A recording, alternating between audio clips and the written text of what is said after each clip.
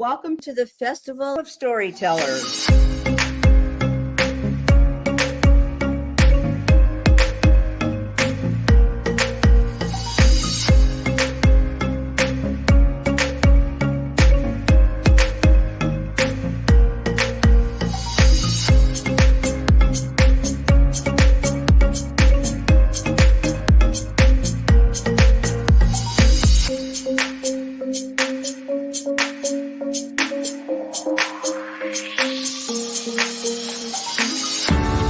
I can't tell you how excited I am to be on right now. It's been a couple of weeks of excitement getting prepared, and I've done a lot of things in my life, but this has got to be close to the top. Thank you, and Reader's Magnet, and thank you, John, for putting this forth and taking the chance on us authors in presenting this out to the world. I've enjoyed this immensely, Joanne. Ellie, so have I. Thank you for who you are, and thank you, Reader's Magnet. You all are beautiful, and you've worked so very hard, and we are blessed. We are. I thank everybody that's involved with this process, because we know writers need readers and writers need publishers. We thank Reader's Magnet and everybody that's involved. I love Reader's Magnet. They say, we share your stories with the world.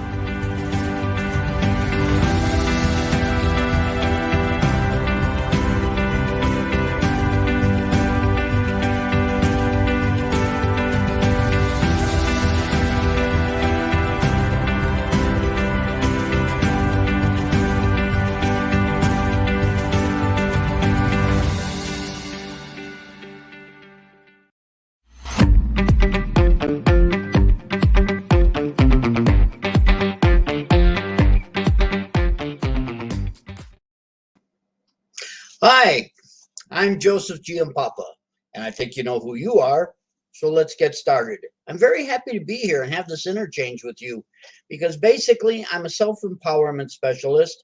I do lectures in self-empowerment, self-actualization, actually, if you want to use the proper title, I guess, and I'm primarily talking about my books today, because these books help you to realize who and what exactly you are. The beauty within you, all your potentiality, and exactly, basically, in short, I guess you could say, I'm here to help introduce you to you. You know, this first book I wrote quite some time ago, I'll talk a little more about it later. It's called What I Will, I Can. And basically, it talks about various parts of aspects of life that we all go through. Let's face it, we're all going through life together. Okay, there's 21 what I call precepts in here. Tips for the day, if you will, and it's kind of interesting. If you go to the website, whatIwillican.com, you'll find a lot of information on there, and you'll find a lot of commentaries from people who use these books kind of on a regular basis to help them get through life, if you will. You know, it's kind of interesting. Somebody asked me one time, they say, what is the particular group of people that you want these books to, address? And I say, basically, it's for anybody that's going through life. Okay, we have a question here. Thank you. Somebody is welcoming here. Obviously, they've been here before, and I'm happy to talk with you because, like I say, all these books deal with self-actualization, what I will, I can. The second one is Unleash the Super You Within. This is an interesting book because basically this little book is like a little workbook. It has fill in the blank parts to it.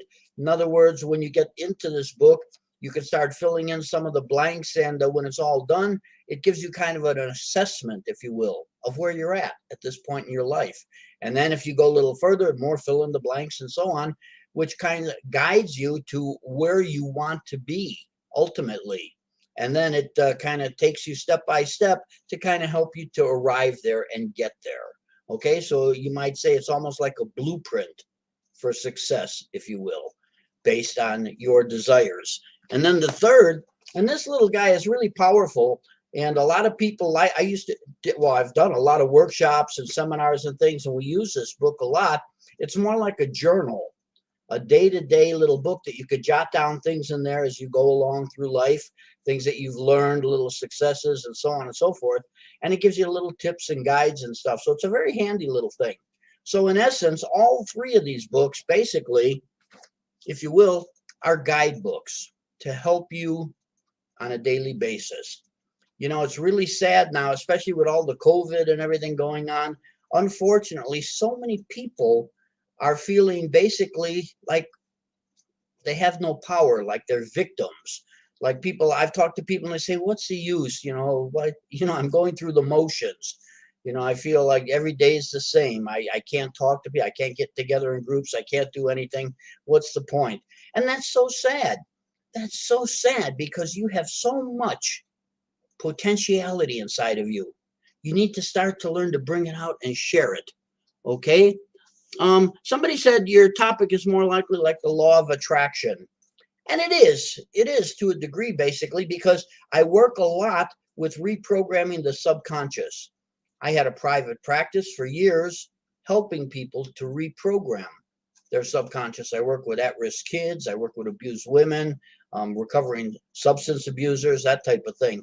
And basically, our subconscious is the programming aspect of what we are and who we are. Okay, everything we do today and everything was pretty much programmed yesterday and the day before and everything. So we have to watch what's in the programming aspect, especially habits. But with these books and like I used to use in my private practice, there are ways to reprogram your subconscious and kind of change the old habits, or basically superimpose new habits, more positive habits over the old ones. Okay, so basically these books will help you to get the new life, if you will, where you want to be. I tell people everything in life is a choice. You are exactly where you are in life because this is where you put yourself. Okay, everything in life is a choice. You know, it's interesting. I used to have people in my private practice, clients would come to me and I say, how you doing? Oh, my life sucks. I can't stand my life. I didn't like that. I don't like this. I don't like where I live. I don't like the people I work with.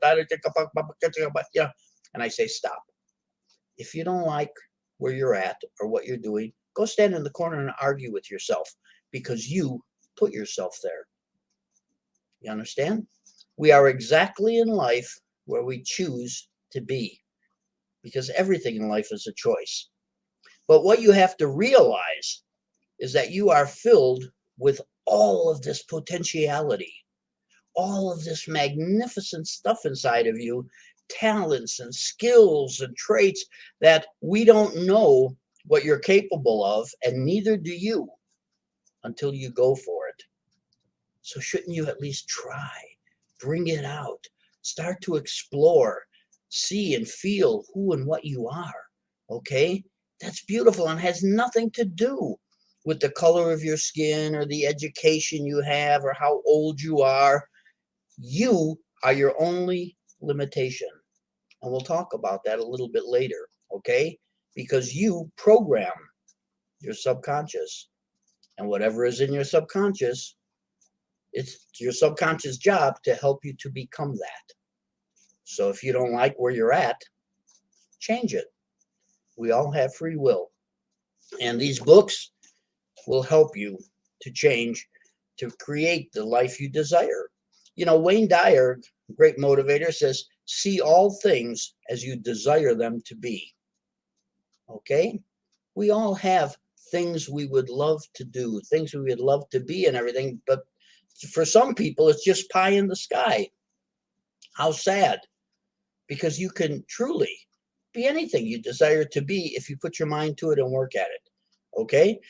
One of the first things I used to do with my clients, new clients would come to me or something, and I'd say, okay, let's play a little game here. Tell me the perfect house you could have. If I could go Shazam and money was no object, what kind of house would you love? And she'd say, what kind of house would you like to have? And they'd say, oh, wow, let me see. Oh, I'd like to have a house on the beach with, 10 rooms. And I'd like to have the beautiful chandeliers and all these big, in the foyer and all this stuff. And they'd go on and on and on and on. And then afterwards, they'd say, of course, realistically, I like a 3-bedroom house in the suburbs. That's all that person is ever going to get, realistically, a house in the suburbs. Okay? Because to them, the other thing they were talking about was virtually untouchable, unreachable. It was pie in the sky. You understand? It wasn't reality for them. For them, it was fiction. You can make anything that you desire into reality if you start to learn how, if you start to really start believing in yourself again. Unfortunately, as I mentioned earlier, so many of us have given up on ourselves. Really sad. You know, in my workshops and things, a lot of times I would say, I'd give everybody, you know, a little legal pad or something, pencil and paper and stuff. And I'd say, okay, jot down 10 things that you dislike about yourself. And, you know, they start to, I say, stop. I say, okay, turn it over. I say, take out another sheet of paper. Write down 10 things that you really like about yourself. And they'll sit there and they'll write 1 or 2 things and then tap, tap, tap, tap, tap with the pencil. And they'll be thinking and thinking and thinking. And it's interesting because it shows we place so much more emphasis on the negative aspects of our being, of ourself, the things we haven't done right, the things that quote unquote in our mind we've done wrong and everything. And we fill our minds with all that negativity. But when it comes to good stuff, it's really hard because we tend to bury that. How sad. How absolutely sad, because you are an incredible being. Okay? You come into this world so intelligent, so skillful, so wonderful, with all these traits and talents and things. Isn't it time you bring them out and start to share them with the world? You know, it's really interesting. There has never been another human being exactly like you. There never was, and there never will be again. This doesn't make you weird. This makes you incredibly individually unique and powerful and wonderful. What an awesome gift you are to the world. You understand that? There is no such thing as an insignificant human being. It simply doesn't exist. We have a question here. It says, have you seen the movie The Secret? Dare to Dream. It's based on the novel of Rhonda Byrne. It's really a good movie. Right. Yeah, I've seen those, and they're fantastic. You know, the bottom line is they all deal with basically manifestation. Manifesting. A lot of people, as I mentioned, see themselves as victims. Oh, I can't do this. I can't get that. And what happens is, and we'll talk about this a little later, they are basically programming themselves with limits. Okay, these are very real limits, because let me touch on this a little bit now, because when I was going to finish my doctorate, I started to do a lot of research on programming the subconscious. And I got to tell you, in the 60s, the Russians during the Cold War were doing all kinds of research in that area. And after the Cold War, they shared a lot of information with us, which was really good, you know, and they found out some fascinating stuff, which is really interesting. And I'll tell you, it should have been on the front page of every newspaper in America, some of the stuff that they revealed to us. But, you know, nobody seemed to care, and, oh, don't worry about it now. But what it was, basically, they found out, first of all, there are no 2 voices on the face of this earth exactly alike. Isn't that interesting? Your voice is very, very unique to you, whether you realize it or not. You know, an audio specialist can have you record a phrase, let's say, pick up the book. And then he could go to 499 other people who say the same thing, that the other people sound exactly like you. Okay. And then he'll scramble them all. And then he'll have you sit there and listen to all 500. And the moment you hear your particular voice, you'll perk up and your subconscious lights up. Okay. Because there's only one unique voice for you. Nobody else has a voice exactly like yours. Okay, but here's the key thing now. They also found out when we're born, we come into this world with a matched set. Our voice is tied directly to our subconscious. Now that is phenomenal big news. That should have been the headlines of many newspapers in America, but obviously it wasn't. Okay, what does that mean? Simply this: whatever you say with your mouth goes in your ear and programs your subconscious. So you say, well, so what? Big deal. I'll tell you what the big deal is. Whether you realize it or not, you would be amazed at how much negativity you say about you with your own mouth on a daily basis. Absolutely amazing. Research is bearing out now that as much as 85 to 90% of all people in society tend to program themselves to fail every day, just by virtue of what they say with their mouth. Absolutely interesting, isn't it? For example, we've all heard people say things like, well, that's really nice. I could probably have done that when I was younger, but now I'm older. I can't do it. No, I could have done it when I was younger, but I'm older now, so I can't do it. Okay, you can't do it. And we just put a limit on us. Do you understand? All the limits you have in your mind are self-imposed. You created those limits because you told yourself that you couldn't do those things. Okay? If you remove those limits, it's amazing what your success could be. But as long as we have all those self-imposed limits, we can't accomplish those things. So you have to remember, if you remember nothing else from our little talk here today, watch what you say with your mouth, because it's going to go in your ear and program you by way of the subconscious. The subconscious is a very fascinating little entity, okay? With the things we know about the subconscious, number one, we know the subconscious never sleeps. It is always on alert, always vigilant, listening, 24/7, forever, okay? We also know the subconscious can't think.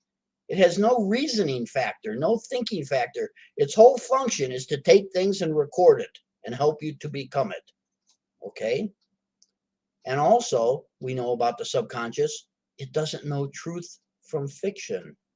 It doesn't know fact from reality. It doesn't know a joke from reality. Whatever you say with your mouth tends to impress upon the subconscious. So you can say things even in jest if you say it enough. For example, like, oh, I'm such a klutz. I could go to somebody's house and trip over the patterns of linoleum. You know what I'm talking about? Okay, you are a klutz. And you say it enough times, you'll start to become a klutz. We have to watch what we say with our mouth. Again, the subconscious doesn't know whether you're joking or whether it's truth or fiction. It just knows you're saying it, therefore print it, become it. So watch what you say with your mouth. Again, these books work with that, and they talk about it a little more detail and everything, and it shows you how to start to reprogram your subconscious and develop basically to arrive at anything that you basically desire in life. Not that it's going to be a piece of cake or easy or instant, but you will arrive there eventually if you start to reprogram your subconscious. Again, as I mentioned, I worked with at-risk kids, abused women, substance abusers, and everything else. And it's phenomenal, the successes that we had. I don't want to say that I had, that they had, because they were self-imposed. Okay? So that's wonderful. If you have any questions, please, now's the time. I'm going to be here for a while. My name's Joseph GIAMPAPA. I'm a self-actualization, self-empowerment specialist, if you will. My books will help you to basically change or get the type of life you choose to live, the life you desire to live. Okay? And that should be something really interesting. When I taught at college and when I taught the high schools and things, just before the kids were starting to go to college, I'd stop one of the kids and say, hey, what are you going to study in college? Oh, I'm going to study, tech analyzation. I'm going to study some tech stuff and everything. I say, wow, do you like that stuff? They go, no, not really. I said, then why are you doing it? Oh, that's where the money is. And I know those people, unfortunately, are never going to be happy. Okay? So don't follow the money trail. That's, that's a lot of people will tell you, oh, you got to go where the money is. No, don't. Go where your heart tells you to go, Find out through your life. By the time you're an adult, you pretty much know the things that make your heart sing. Okay? What brings you joy? What brings you fulfillment? What makes you feel good? Take those things and start to put them towards your desired goals. Okay? If you could do what you love, as they say, if you could do what you love, you'll never work a day in your life. Okay? By that, it means you're doing what you love, therefore it doesn't seem like work, certainly. Okay, it doesn't mean you could be a loafer. No. But if you can do what you love, you'll never work a day in your life, because everything you do then becomes a labor of love. You enjoy it. And unfortunately, they say probably, I think the last figure was something like 79% of people in the workforce hate their jobs. And you think, how sad. How absolutely sad. They say, well, I'm stuck here, I guess. You know, I'm 38 years old. I have kids and everything. What am I going to do? I guess I'm going to be here for the rest of my life. Doesn't have to be. You can change anytime you want. Okay? Understand that. You have everything you need inside of you. Again, stop limiting yourself. Stop labeling yourself. It has nothing to do with the color of your skin or with your education or with your age. None of that stuff matters. You came into this world pre-packaged. Okay? Let's see. Oh, oh yeah, I'm getting some nice comments here. Some of you are tuning in saying, right on, yeah. And it's true, because we come into this world pre-packaged with all this awesome stuff, you know, but a lot of us don't use it. And you think, how sad? How sad. It's like this fantastic Maserati or something at the starting line of a race or something. And it's got all this power and everything. It's capable of doing, you know, a couple of 100 miles an hour and all this stuff. And it's revving its engine. And the guy shoots the gun, you know, and the others take off and it still stays there. It never uses what it's capable of doing. Okay? That's how we are a lot of times, unfortunately. We don't use what we came here with to be. You know, and that's sad. You know, Zig Ziglar, one of the greatest motivators of our time, said it's really sad that so many people go to their graves with their songs unsung. Think about that. Isn't that sad? So many inventions that we could have been introduced to that we'll never know about. So many beautiful concertos, so many songs and things that we'll never hear. Okay? Because nobody brought them out. Yet they were in there. It's like Prego spaghetti sauce. It's in there. You know, that used to be one of their ads. It's in there. And that's how it is with you. You came into this world basically a success waiting to happen. You came in with a certain blueprint, if you will, to become all you were meant to become. But unfortunately, we put self-imposed limits and blocks and go this way and that way and channel ourselves here and everything else. And we kind of contain that and lock that in. Not anymore. Learn to love yourself. Learn to realize how powerful you are. Learn to understand just how beautiful and awesome you as a human being are. You came into this world pre-packaged. It's not a question of will I make it? It's a question of when. You have to make it, okay? If you plant a rose seed and nurture it and let it get sun and water, it's going to become this magnificent, beautiful rose. It doesn't have a choice. It's not going to become a carrot. It's not going to become a cucumber or a squirrel. It's going to become what it was meant to become. And so it is with you. You came into this world pre-packaged. Start to wallow in that and feel how wonderful that is. We have a question here. It says, if you love your job will love you back. Oh, right on. There you go. Because life is an action-reaction situation. It's a symbiotic relationship. Okay? Yeah. So if you love your job's going to love you too. Okay? Because when we feel good, we do good. When we do good, we look good, and blah, blah, blah, blah. It just keeps magnifying. You understand? And let's face it, people like to be around people who are happy and like what they're doing. Okay, we don't like people who, I hate this job. We say, oh, that's the person to avoid, right? Yeah. But it's interesting.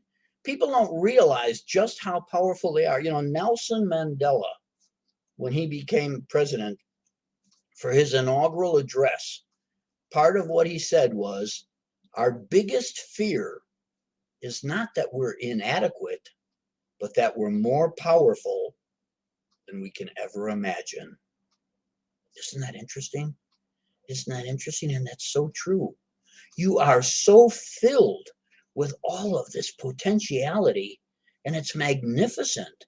We don't know all these wonderful things that you are capable of doing, and neither do you until you go for it, until you try.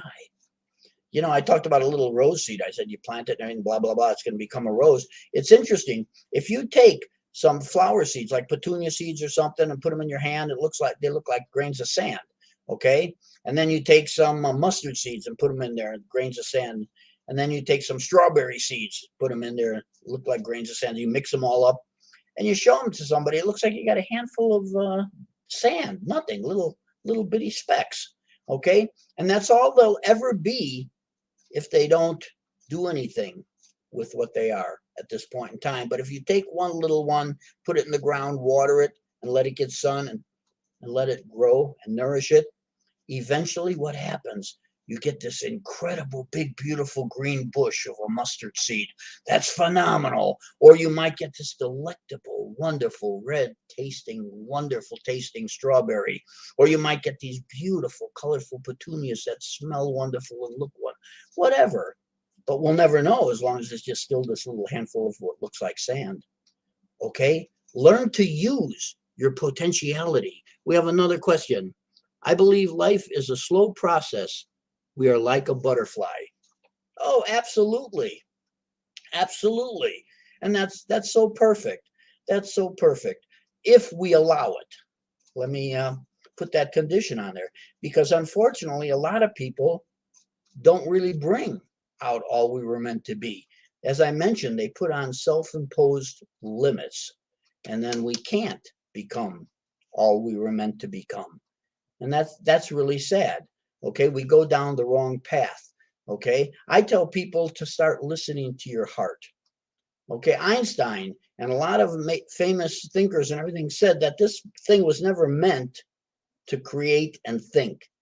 Okay, this was meant to create and think. The brain was just meant to temper once we get the inspiration and the desire from here. Okay, so start listening to this, the feeling, okay, the ideas, the inspiration. You know, when you get inspirations, it's a wonderful thing. If you take the word inspire, actually the word inspire, if you go back to its roots, comes from two words, in spirit. Okay, so inspire comes from in spirit. You're being told from your higher self, from God, from the universe, whatever, but you're getting this inkling of where you should go, what you should do. Start listening to that. Okay, that's your higher self, if you will, talking to you. A lot of people say, oh, my little voice is nuts. You know, I remember there was an episode, I think it was on Seinfeld or something. You know, somebody said, listen to your inner voice. And he said, oh, my inner voice is crazy. You know, no. Just start listening and feeling your desires, because they'll always lead you on the right path. We have some other questions here. Oh yeah, interesting. People are talking about loving their jobs and everything, and that's wonderful.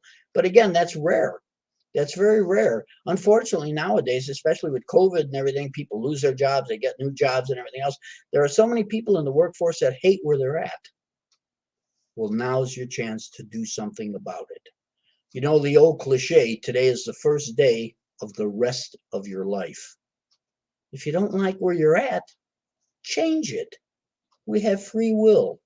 Okay, you have all this beautiful stuff inside of you to get you to where you should be, to get you to what you desire. Start doing something about it. Okay, we're not victims. Okay, again, as Nelson Mandela said, okay, our greatest fear is not that we're inadequate, but that we're more powerful than we could ever imagine. And sometimes that scares us. Ooh, yeah, I better not try this because I might succeed. And that scares us because it's part of the unknown. Okay, and we'll talk about that a little later, because the unknown is very scary. That's why we do the same thing over and over, because it's comfortable. It's within our comfort zone. Okay, and so we like to do it, even if it doesn't give us joy. How many friends do you know, stay in terrible relationships just because it's not necessarily comfortable, but at least known, it's familiar, and they don't want to upset the apple cart, because to get out of that relationship would be going into the unknown again. And again, the unknown is very, very scary. Another question here. Let's see. We'll definitely share the link to this talk in your book. Oh, thank you so much. Somebody said, do you have any opinion about people who died and did not even achieve what they like? Oh, exactly. That's what we were talking about earlier here. Like Zig Ziglar, he said so many people go to their graves with their songs unsung. And you think, how sad, because we all on this come on this planet as unique individuals with our own particular gifts. So we will never know what those people could have shared with us. Perhaps great inventions that could have helped us have a better life. Perhaps beautiful music, concertos, whatever. All of that's gone now with the person. You know, there's an interesting story about a sculptor in Brazil. And this guy fascinates me, his story and everything, because he was born with a certain disease and everything, which started to twist his body and put him in all kinds of torment and everything. And as he got older, especially when he got to be about a teenager or so, the pain in his body and limbs was so terrible, his fingers one by one started to fall off. His toes started to fall off. And those that remained were of such pain, he took a hatchet and literally chopped off those that remained. So he just had stumps. Okay, he was twisted and everything else. But this guy also had a fantastic eye and sense of style and things where he was able to carve. He worked with soapstone, okay, large pieces of soapstone, and he would carve statues of human beings. And they were incredibly magnificent. He would have the tools literally strapped onto the stumps where his arms and hands used to be. And he would work at it and everything. And this is phenomenal because, I mean, his work was, exquisite. It was incredible. And this guy every day would flop out of bed. And because he couldn't walk or anything, he would literally crawl to work to his studio and he would work on these statues. And he did this every day for, I think it was 28 years. And he left behind him all of these fantastic, beautiful, lifelike statues that look so real that if you tap them on the shoulder, you expect the statue to walk away. They were that real.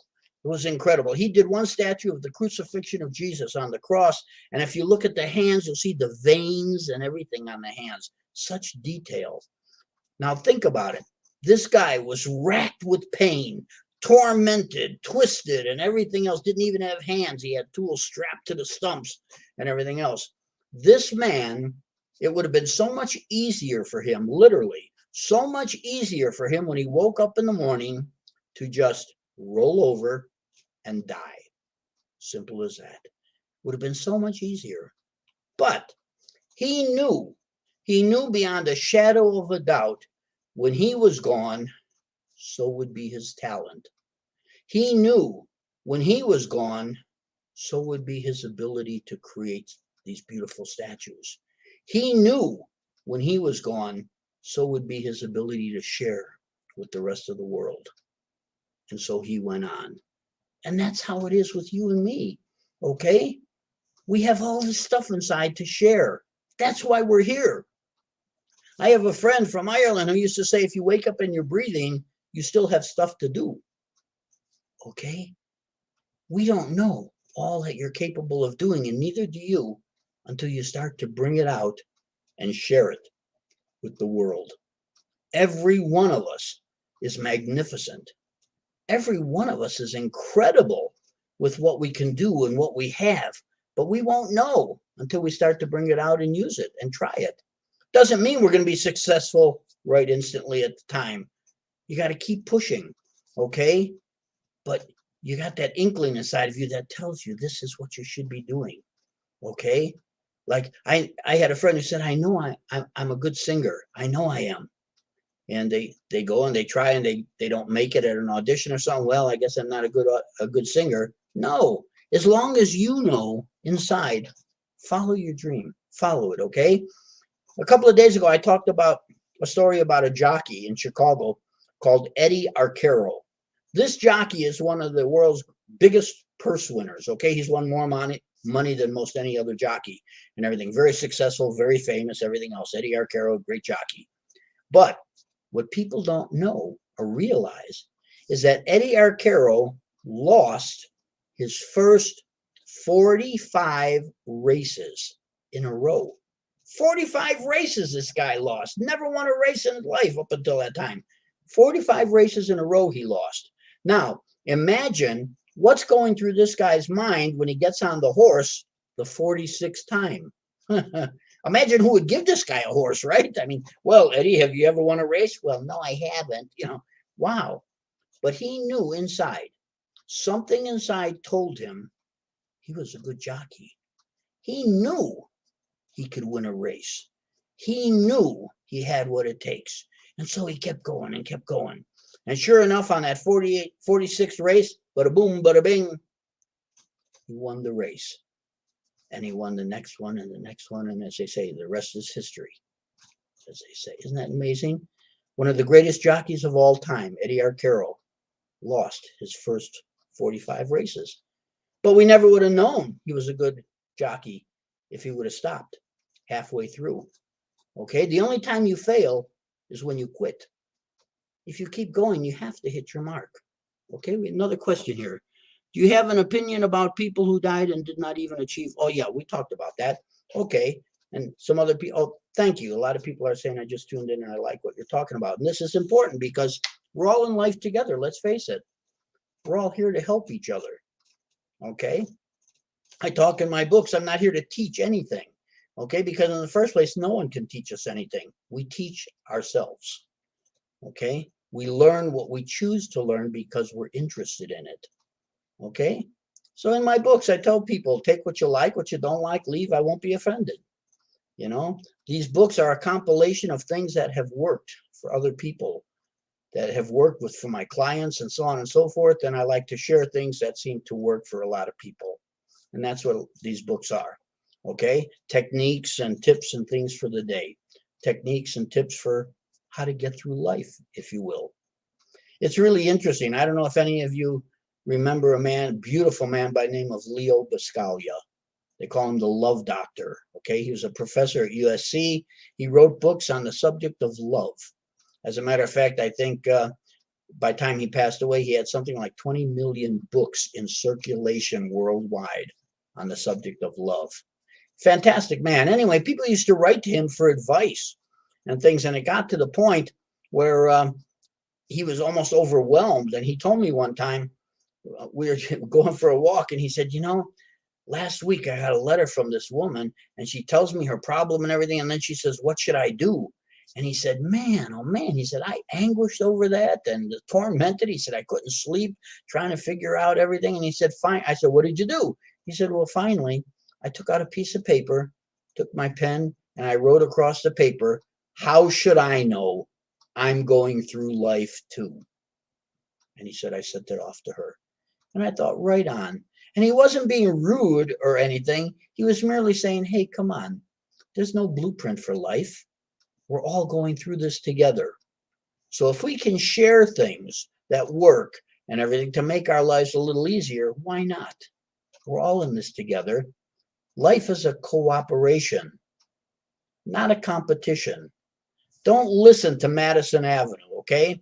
It's not a competition, okay? It's not a dog-eat-dog world. No such thing. Lily Tomlin said, even if you win the rat race, you're still a rat.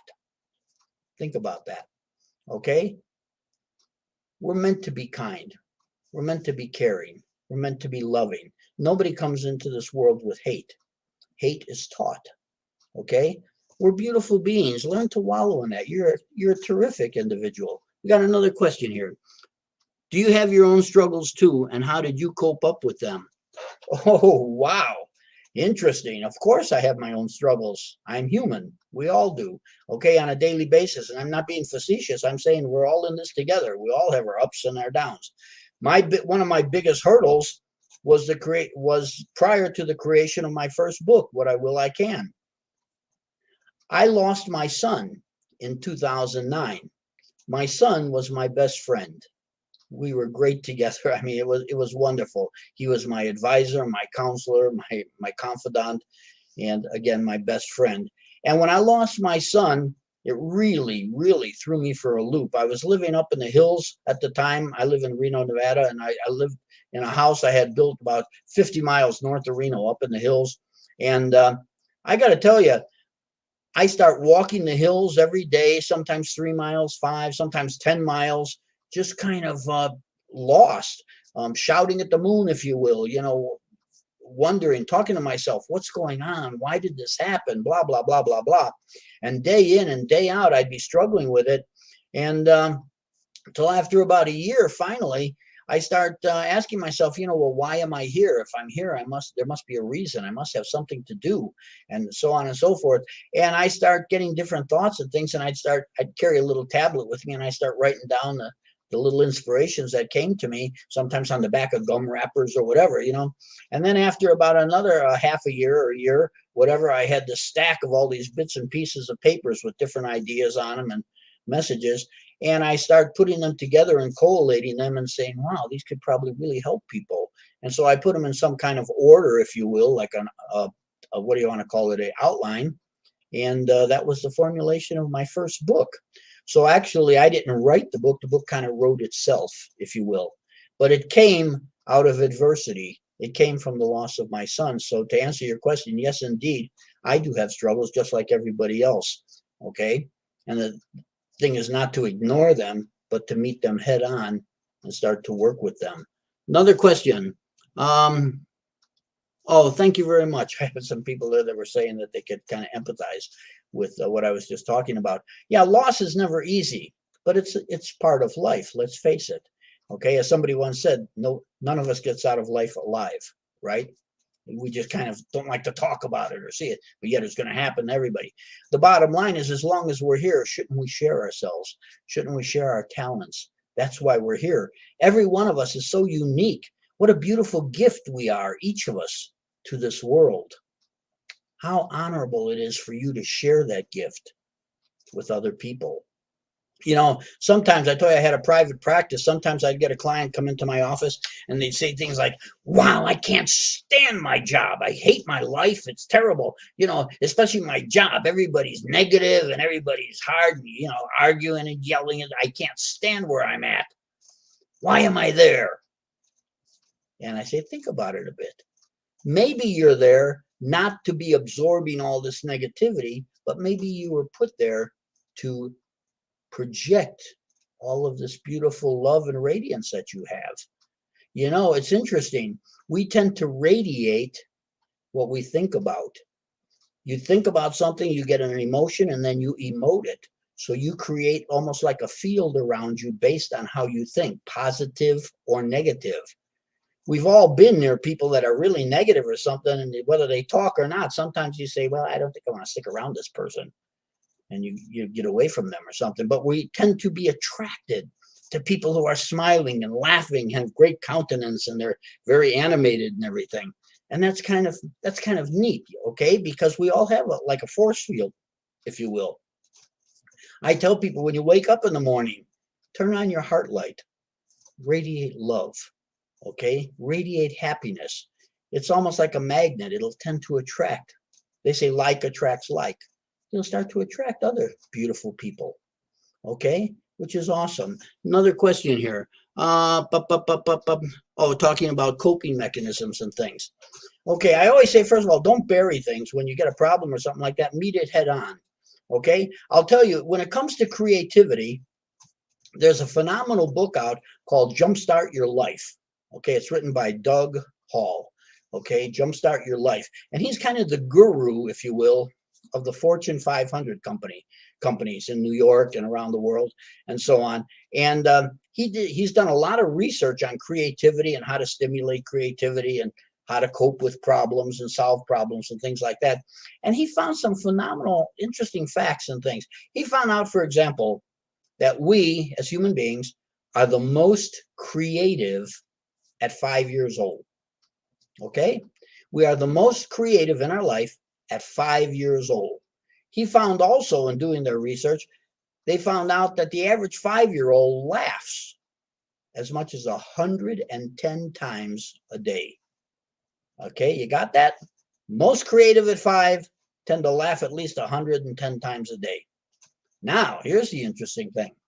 They also found out by the time we're 40 years old, we tend to lose as much as 85% of our creativity.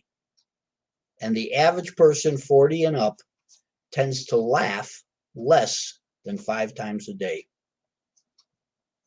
Are you getting some kind of connection here? Isn't that interesting? Again, 5-year-olds laughing a lot, phenomenally creative. Adults tend to laugh less and less creativity. There's a direct correlation to laughter. It's very interesting. How do I know this? I got to tell you something. I was a stand-up comedian for 7 years. I made my living off of it. I worked out of the Midwest, started in Chicago, worked the Midwest area. Then I went to Europe. I lived in England for a year, worked all over Europe, and so on and so forth. And I'd be interviewed on television shows. And I remember one time I used the term comedic. And then it dawned on me after the show, if you break up the syllable, you get co-medic. Comedy and humor is medicinal. Thus the old cliche, comedy is the best medicine. And it truly is. When you laugh, you produce neuropeptides into your system. Neuropeptides are some of the most powerful healing chemicals the human body can make. Isn't that fascinating? We have another question here. It says, nice seeing you today. I've been thinking about this. What's your suggestion for a positioning of communication when it comes to confrontation or delivering bad news that won't get you? Okay, I'm not quite sure about that won't get you, but what I tell people in my workshops and my seminars and things, especially like an employer talking to an employee or something, when you have something negative to tell them, or you're complaining about something or pointing out something bad that they did or something, it certainly needs to be told. You know, it's what they call constructive criticism. Okay, what happens is I always try to tell them to put it in what I call a sandwich. Start out with something positive.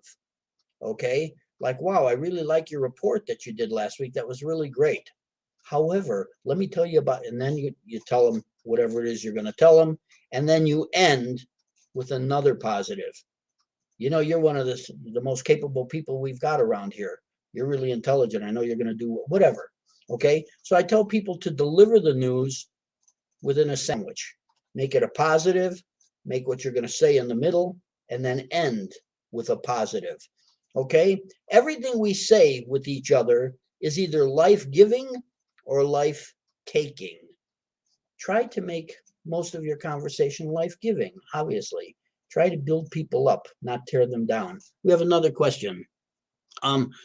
I really feel sad thinking that there are people that did not cope up with problems and they end up in I can identify. They're talking about suicide.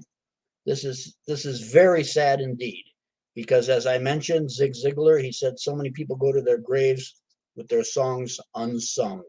And so it is, even with quote unquote people who, you know, choose to end their own lives, which is so sad.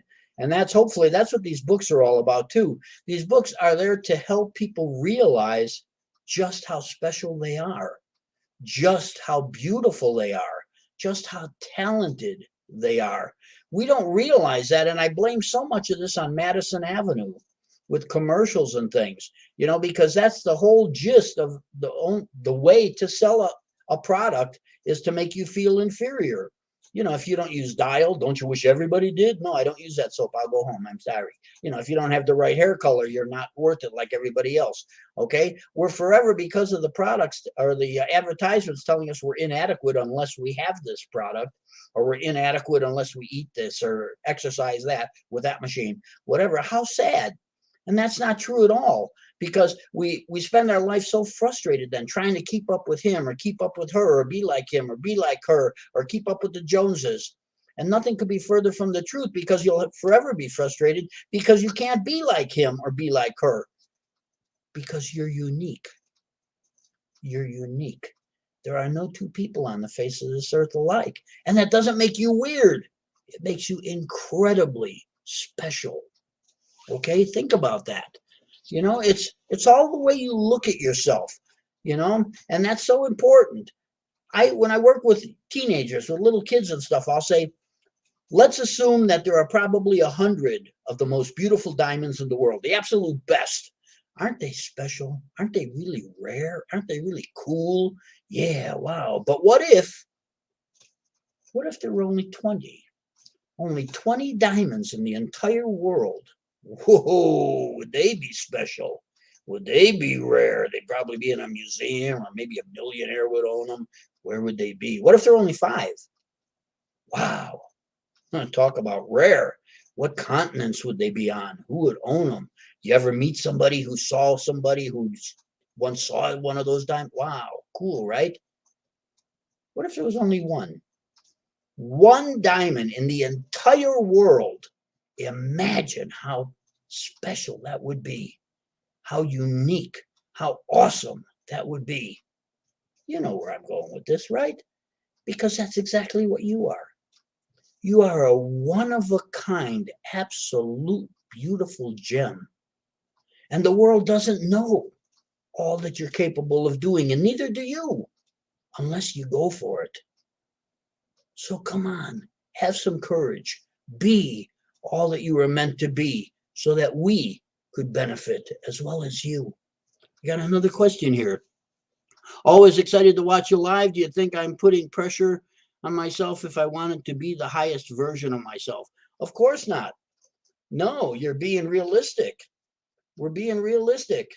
We have the ability within us to be the highest and the best that we're meant to be. Okay? And it'll be there if you allow it. Okay? Unfortunately, like I said earlier, we put blocks on ourselves. We limit ourselves. Okay? You're already prepackaged to be who and what you were meant to be in all your glory and beauty, and to succeed, to have your true desires, if you follow your guidance, if you follow your inspirations, if you follow that little voice. Okay? We're meant to. We come in this world a success waiting to happen. As I mentioned earlier, if you plant a rose seed and water it and let it get sun, it has no choice but to become this beautiful rose. Okay? It's not going to become a cucumber. It's not going to become a squirrel. It's going to become this beautiful rose. So it is with you. We don't know all that you're meant to become, and neither do you, until you go for it, until you allow it. And you say, well, how do I allow it? Take time to be with yourself. You know, unfortunately, and that's a biggie, because unfortunately, there are so many people in this world today with all the hustle and bustle and everything else. Everybody is a multitasker and everything. There are so many people who cannot just sit and be with themselves. They have to be doing something. They have to be doing something. I have a friend who comes home from work. First thing he does is get the mail, goes in the house, opens the door, goes in the house, turns on the radio. So the radio is playing music while he's thumbing through the stuff here and everything. And then he sits down and the radio's still playing, and he turns on the TV and everything. He has to have all this stuff going on at once and everything. And I told him one time, I said, can't you just sit and be with yourself? Why would I want to do that? Well, heaven forbid, you might just learn something about yourself. So unfortunately, as I mentioned, so many people don't want to be with themselves because I think what they are, they're afraid of actually tuning in and learning that they're not really satisfied, that they're not really being all that they're supposed to be. Because too often we chase the money trail. You know, well, that's where the money is, so I got to get that kind of job. Even though you hate the job, they're doing it. Well, I'm making lots of money. Well, you know, good for you, but are you happy? You know, it's really sad. I was a teacher for years, you know, middle school, high school, and so on. I'd be in the faculty room sometime, and I'll be sitting in there, and this teacher will come in, you know, and his face will be all red. All the veins in his neck are popping out and everything. And just, well, I hate these kids. These kids are little brats and blah, blah, blah. And I'll say, why don't you quit? I will in just 11 more years. I'm going to retire. That man's never going to make 11 years. Trust me. He's probably going to drop dead, you know, next year or whatever. And that's sad. But no, if you don't like what you're doing now or something, stop it. You have the ability to change. You're this magnificent person with free choice. Be all you can be. Take pride in who and what you are, because you're magnificent. And that's not hype. And that's not conceit. It's factual, believing in what you are. You're this amazing, beautiful, intelligent, talented being. Okay? Don't listen to other people's opinion, because it's usually wrong in the first place. You know, Einstein said, every person is a genius. This is Einstein now. He said, every person is a genius. But, for example, if you asked a fish to climb a tree, it would forever think it's stupid. See what I'm saying here? How often, especially when I was working with at-risk kids and everything, how often do these kids get bombarded from their parents, from their friends? You're stupid. You're a nothing. You're a no account. They keep hearing this stuff, and it's going to have some effect on them, but not until they start saying it with their own mouth. I guess they're right. I am stupid. Okay, you are stupid. I guess they're right. I'm a no account. Okay, you're a no account. Okay, nothing really matters opinion-wise other than your opinion of you. The idea is start to raise that opinion of you. Start to realize how wonderful you are. Start to realize just how special you are, because you are. Another question here. Let's see. Talking about being all you can be. By all means, I think now more than ever, with COVID going on and all the crazy stuff going on in the world, now we need all that you are to help us, because that's when the world works best. That's when anything works best, when there's diversity of individuals being the best they could be. Okay. In other words, for example, I think I talked about this the other day. If you take a German cuckoo clock, I spent 3 years in Germany. I love those clocks. They kind of hum. They're so meticulous, and the way they're put together is wonderful. But if you take a German cuckoo clock, let's say you take out all the parts, lay them on a table, and you look and you count them up, 1, 2, 3, 4, and there's let's say 17 parts. Okay, little gears, springs, wires, whatever, all 17 different parts. Okay, so it takes these 17 parts to make a cuckoo clock. Okay, so somewhere along the line, you say, oh, I know, I'm going to make a cuckoo clock. I know it takes 17 parts, and somebody gave you one of the parts, so you replicate it 17 times. Okay, now you have 17 identical parts. You put them together, and the clock doesn't work. I wonder why. It needs all the differences. It needs the uniqueness of each individual part working together in harmony to make the whole thing hum, to make the whole thing work. That's what life is all about. That's why we came here all different and everything, and under a perfect condition in a perfect world. If we all were all we could be and work together, what a beautiful world this would be. Okay? But it doesn't work that way, does it? We're trying to be like him. We're trying to be like her and everything. And we're frustrated. They're frustrated. Nobody's happy. Nothing works. So you can truly help the world and help yourself by being specifically you. We have another question. What's your opinion about infidelity? Okay. Well, I'm not a marriage counselor. I have done a series of relationship workshops. To me, infidelity in the first place is a person going out of his or her current relationship, seeking something that in his or her mind isn't in the relationship he's in already. So he's seeking something specific that he's not getting, or she's not getting, at least in their mind, in the relationship they're in. Okay, you say, what's my opinion about it? The opinion is, when I teach relationship classes, the key to a healthy relationship is communication. Okay, a relationship is a living thing, and like any living thing, it needs to be nurtured. People need to talk and communicate on a regular basis to keep that relationship healthy. That's what it's all about. It's a give and take. Okay, and that's how you learn from things. I created something years ago called the Relationship Tune-Up Kit, and I plan on publishing it one of these years. Okay, but I've used it in my workshops and my seminars and things. And basically what it amounts to is a sentence completion type thing. Okay, it's what I call a throwaway. Okay, because a lot of people don't want to put anything down permanently and have it come back and kick them in the face, 10 years later. So what they are, basically, they're like pamphlets, if you will, identical ones, and each person in the relationship takes it.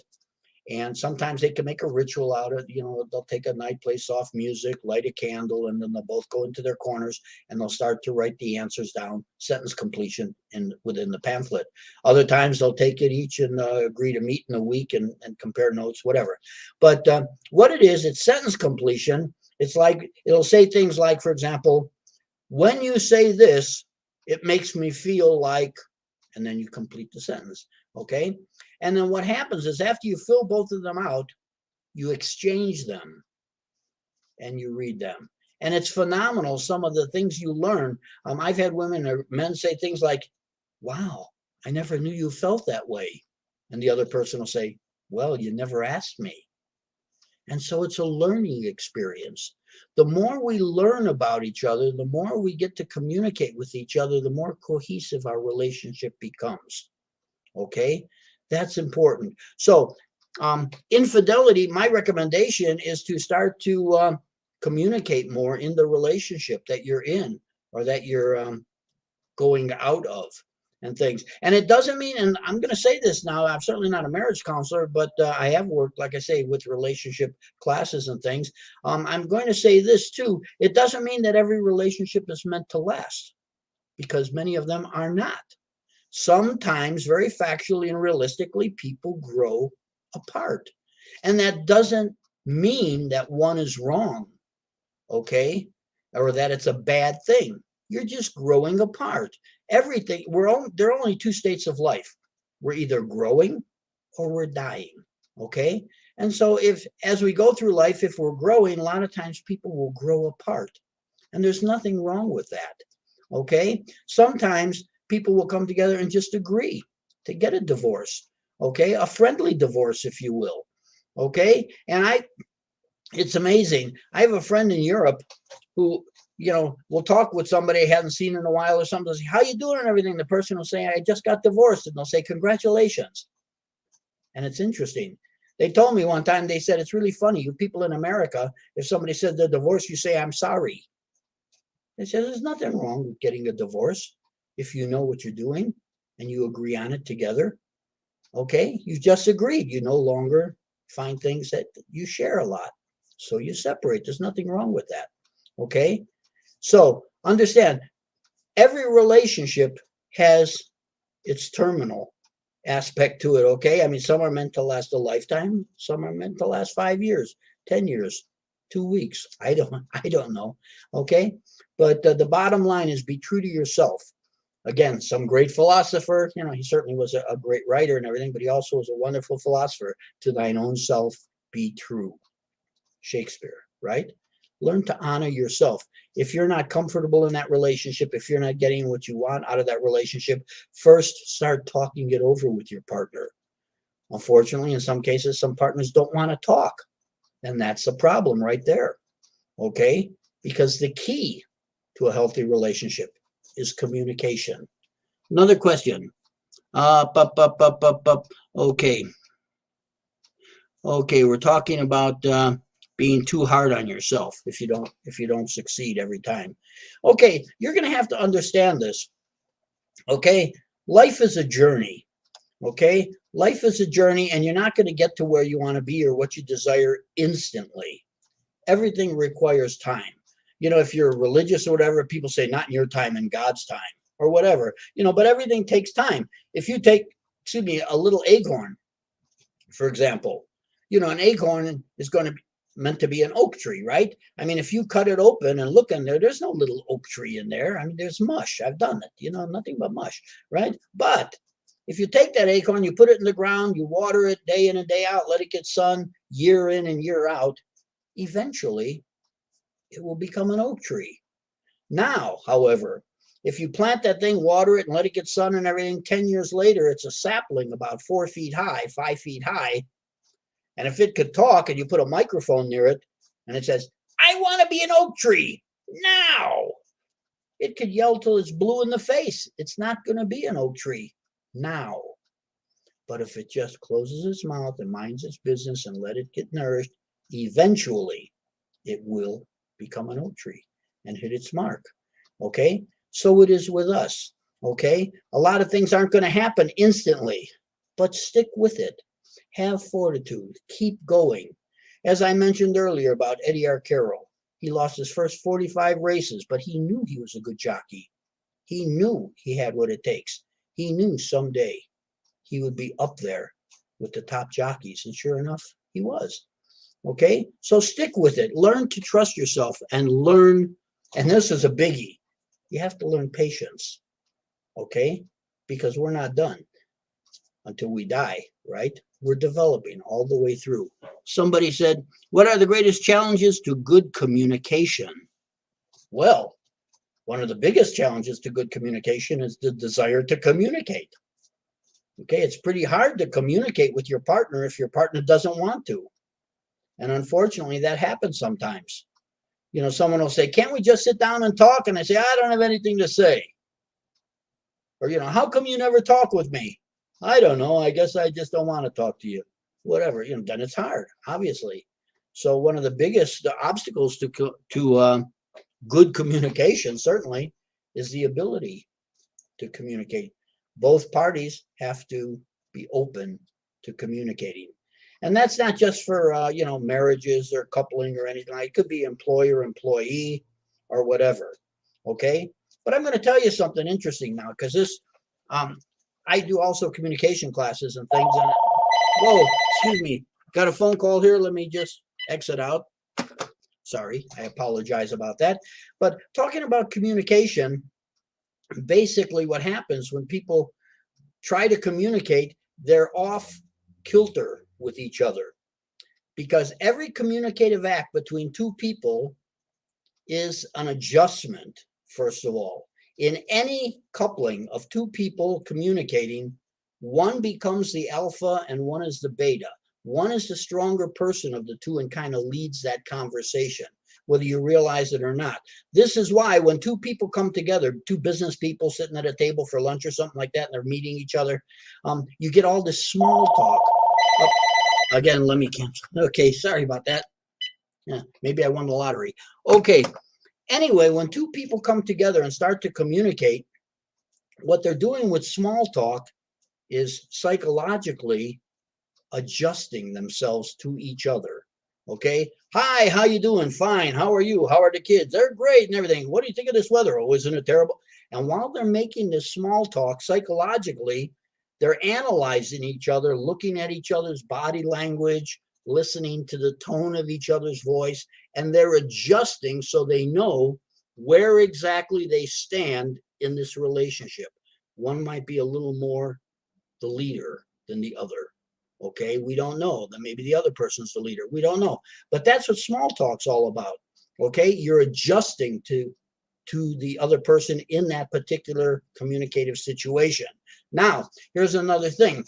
Every one of us communicates in three ways, but we're more dominant in one of those three ways than the other two. And we're all different, okay? We communicate audibly with our mouth.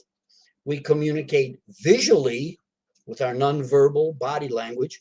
And we communicate kinesthetically with touching. Sometimes you get a toucher saying, you know what I'm going to do tomorrow? And they come and touch you or something like that. Or they use words that are very feeling words and stuff. So three ways: kinesthetically, touch; verbally; visually. Okay. Now, the interesting thing is, for example, like I say, every one of us communicates in a specific way, more dominant in a specific way.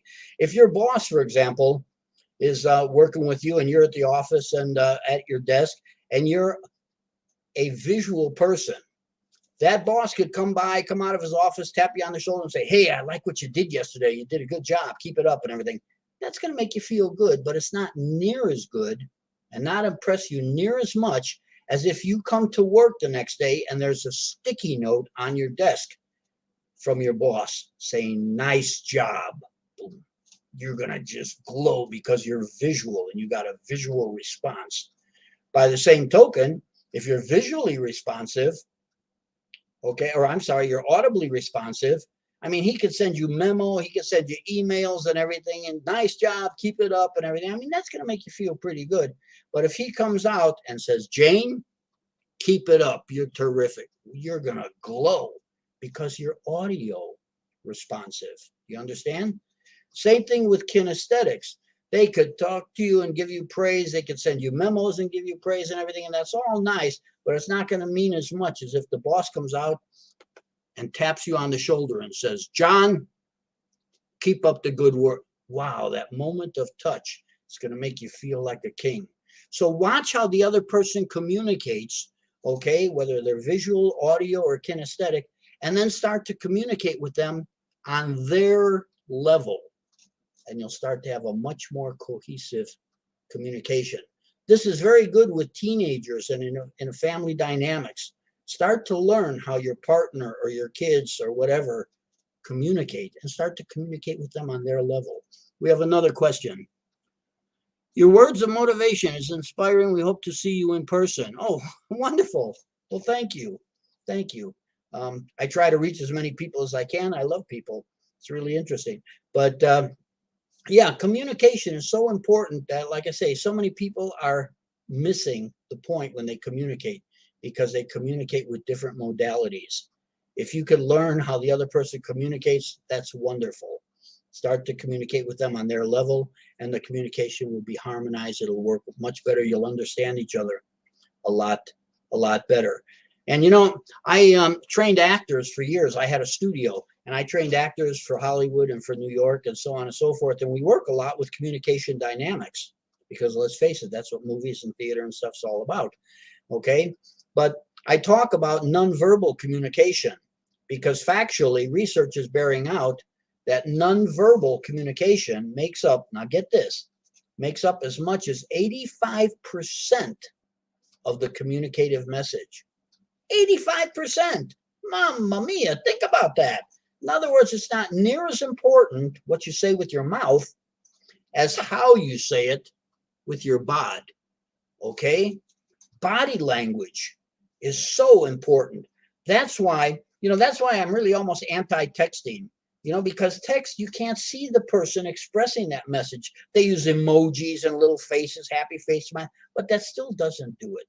Okay? When you're talking to a person face to face, you can see the tension in their muscle tone. You can see their eyebrows going up. You can see the tension in their mouth or something, whatever. Or you can see the relaxedness, the smile, all of this. We are taking all that in along with what we're hearing. Okay? And that's where the real message is. It's in the nonverbal, okay? And you have to learn to watch that, okay? There are certain things we teach in acting, which later we found out work very well for counselors as well, because nonverbal communication is such a telling aspect.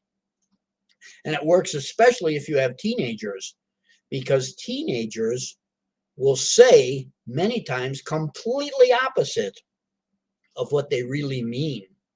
Teenagers, they're going through all this stuff, and they're trying to readjust to life and become young human beings, young adults and everything. It's very hard. So they tend to be very protective, especially with their parents and siblings. A lot of times they won't say what's really on their mind. The words don't match their nonverbal. If you could learn to read their nonverbal, you'll get the real message. Absolutely. And I do examples of this when I train counselors, or if I teach actors or something. We work with the nonverbal aspect, because it's very, very important. Let me see. We have a question here. Okay, I'll get to that question in a minute, Myra, please. Let me finish this thought here, because, like I say, with teenagers, a lot of times they're not saying what they really mean. Okay, but if you know how to read nonverbal communication, you'll get the real message. One of the key aspects in communication is space. Okay. When we love somebody or are positive, we tend to come close. When we don't like somebody or something, we tend to repel. Psychologically close, repel. Okay? For example, I used to do a little exercise with, I'll say, okay, this is a teenage girl in a fight with her mother. She's arguing. Okay? The first one, and I don't know if I can show this now on here like this, but the first one is kind of leaning into her mother saying, I hate you. I think you're the worst mother anybody can have. I'm going to run away. That's what I'm going to do. I never want to see you again. Cut. Okay, that was the first girl. The second girl, we'll say, stands about 5 feet away, and her mother's over this way, okay? But she's turning this way, has her arms folded, not even looking at her mother. She just talks over her shoulder, and she says the same words. I hate you. I don't love you anymore. I'm going to run away. That's what I'm going to do. I never want to see you again. Cut. Okay.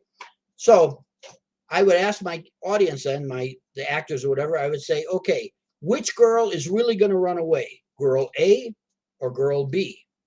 And everybody, oh, girl B, girl A, whatever, and everybody has guesses. But in reality, if you shut off the sound and you look at the video, that first girl, even though she's saying all of this garbage out of her mouth, I hate you, I don't want to see you anymore, she's leaning her body into her mother, leaning towards her mother.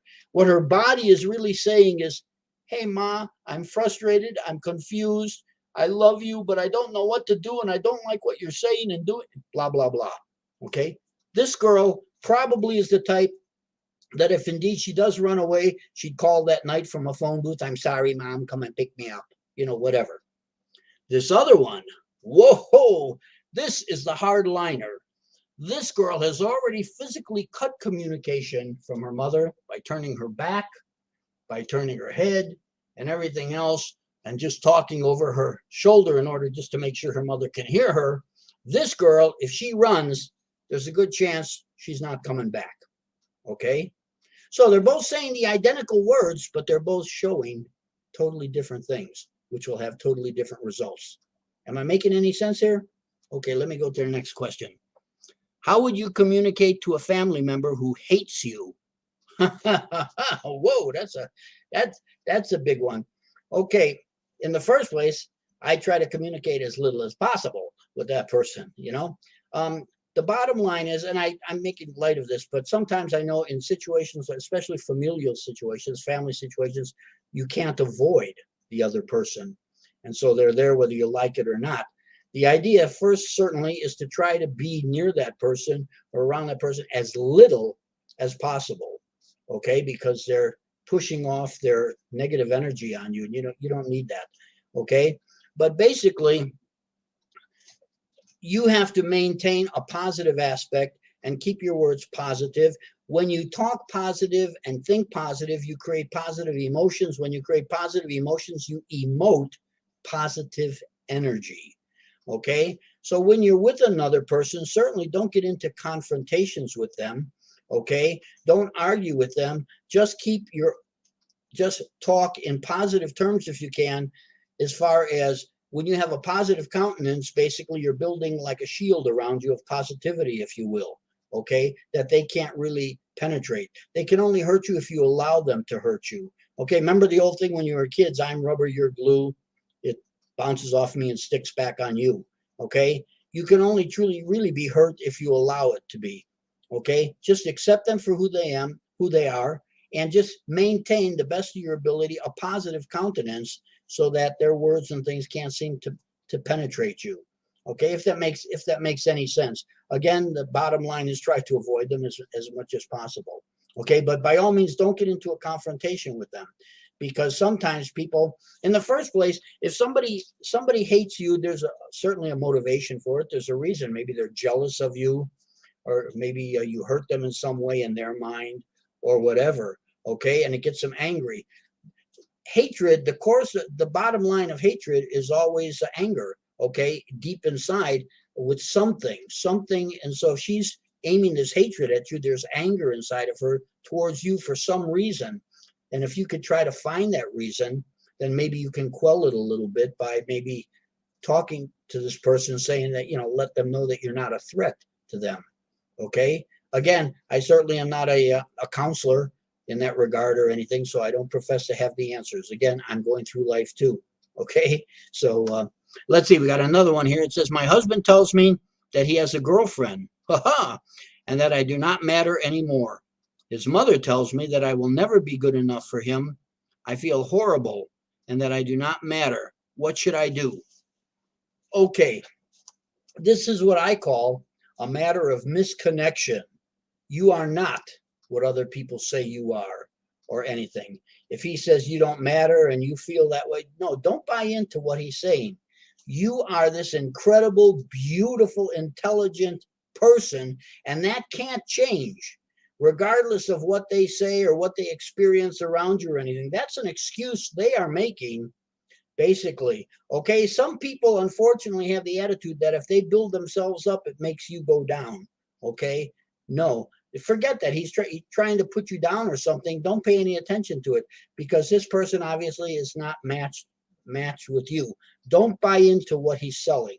Okay. This is interesting. Like he says, you'll never be good enough for him. Well, that's his loss. Okay. And you need to see it that way. That's his loss. Okay. Because you are this incredible, beautiful, special person. And there's someone out there that's going to love, absolutely love who and what you are. Okay. And you have to know that. So you need to understand that you're just mismatched at this point in time.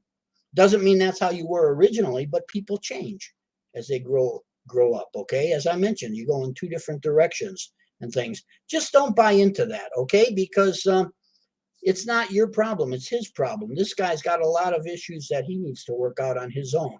Okay. You have a lot of worth and everything. I tell people, don't listen to other people's opinion because it's usually wrong.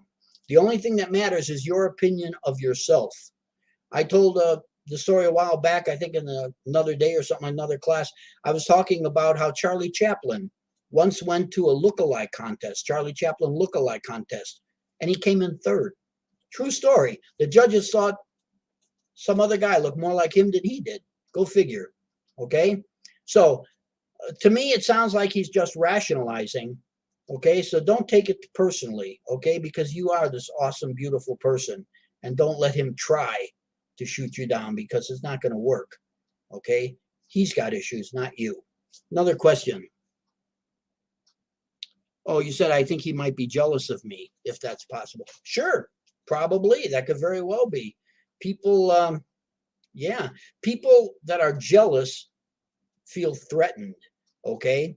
And I used to, as I mentioned, I trained actors, and that's a big bugaboo, because a lot of times actors, people that are training to be actors and everything, their best friends will start to put them down and be jealous of them and everything else. And the reason, it's not because they're cruel people, but it's because they're afraid that if you succeed, it reminds them that they're not. You understand?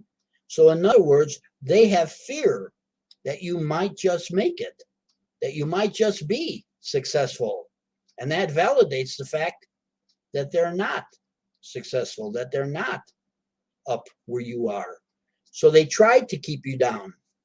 They'll tell you things like, oh, you can't make it. You realize what it means to be an actor and everything? There are thousands and thousands of starving actors. Forget it all. Get your head screwed on right. Stay like me. Stay with the job. That's, keep your feet planted on the ground.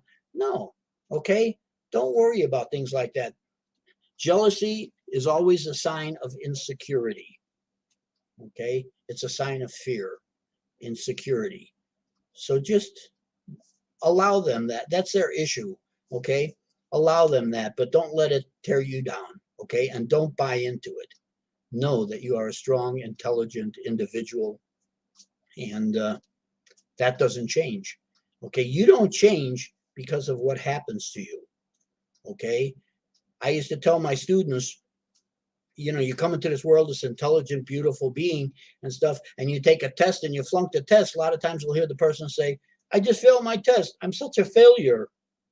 No, nothing could be further from the truth. You are not what you did. You are still this beautiful, intelligent being who just flunked the test. You don't change because of what you did. You understand that? You are always what you are. So you are not, if you flunk a test, doesn't mean that you're a flunky. If you fail a test, you are not a failure. Remember that. We got another question here. Okay, thank you. I've got some people in here, it's interesting. They talk about, be happy, smile, and everything else. And it's so cool and so true. You know how they say laughter is the best medicine. Medicine is indeed in this medicinal. Laughter produces neuropeptides in your system.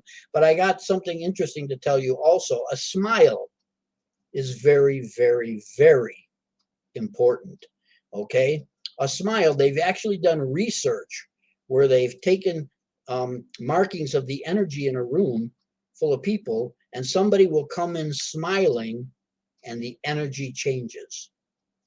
Isn't that interesting? A smile actually changes the energy in a room, okay? Which is really fascinating. And I'll tell you something. When we smile, it produces positive chemicals into our system. neuropeptides, as I mentioned before, which are some of the most powerful healing chemicals the body can make. Now, here's an interesting thing. Every one of us as human beings has our own particular smile. Isn't that interesting? Yeah, like let's say my smile is, that's my smile, right? Okay. When I'm born, I come in with that smile. I got to tell you something interesting. Also, not only is that our smile when we're born, but in our cheeks, there are contact points somewhere that when we smile, let me see, lower this right here. Yeah, we touch our contact points.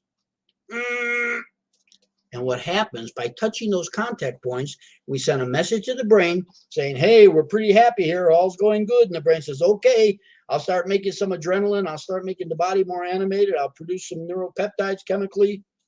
And we start to get happier.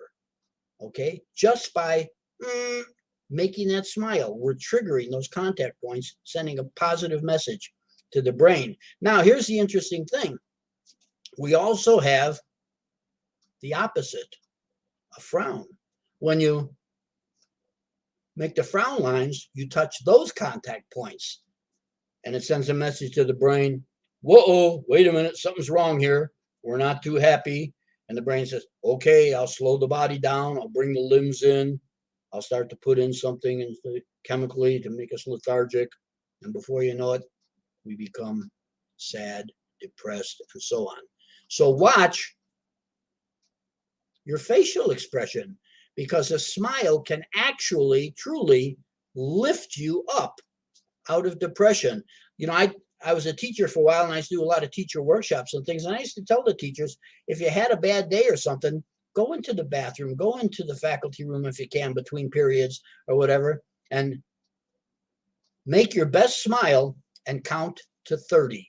By the time you count to 30, those chemicals are already working their way into your system, zoom, zoom, filling you with neuropeptides.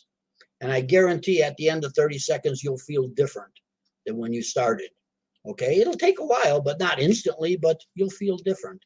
Okay, I use it all the time. You know, I used to use it all the time when I had my private practice and things. You know, I might have had a rough day in the morning or something like that. It'll be lunchtime. I'll be in my car. I come up to a stoplight and I'm making my best smile. You know, somebody will look at me like I'm some kind of crazy nut, you know, like, who are you? What are you doing? You know, I say, oh, don't mind me. I had a bad day today. Yes, I did. I just, yeah, but it works. Okay, call it Joe's tip for the day. Okay. Smile. It works. Okay. Thank you. I see some people out there saying I'm smiling right now.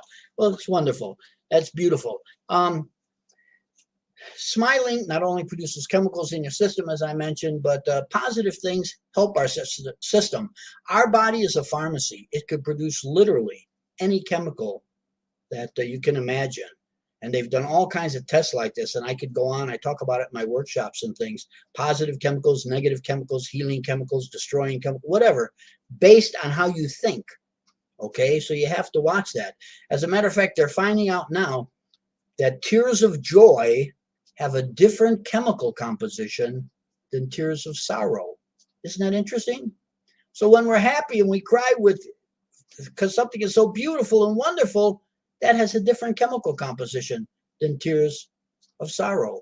Okay, so our body is forever on the alert, making chemicals to help us based on how we're thinking. So be very careful of your thoughts and what you say. Okay, up. Let me see. I've got some messages here. Oh, wonderful. Yeah, I'm getting some very positive comments. Thank you very much. I appreciate that. I'm here to answer any questions. If you have any questions, please send them to me. I'm right here. Any answers, I need all the help I can get. Let's face it, I certainly don't profess to be a know-it-all, and I'm going through life just like you are. So let's share. Again, my books, please check out whatIwillican.com, okay, because there's a lot of good information on that website.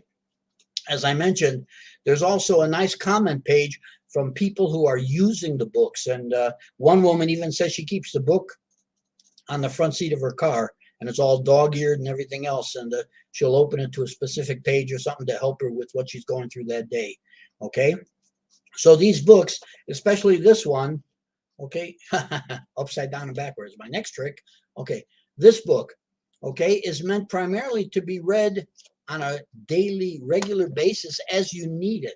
It's not necessarily, you don't have to read it from cover to cover all through progressively. You can just open the book in the middle to a particular chapter that interests you. Okay, it's an easy read, it's a quick read. I wrote it specifically so it could be read in a few hours. A lot of times people will read it on a plane ride or something. You know, they get on the plane, they have the book with them. By the time they get off the plane, they read the book. Okay, but this is not the kind of book, or these are not the kind of books that you can read and put on the shelf. Okay, they're meant to be used. They're meant to be guidebooks. They're called just what one of them says, tools for life as we're going through life. Okay, again, whatIwillIcan.com.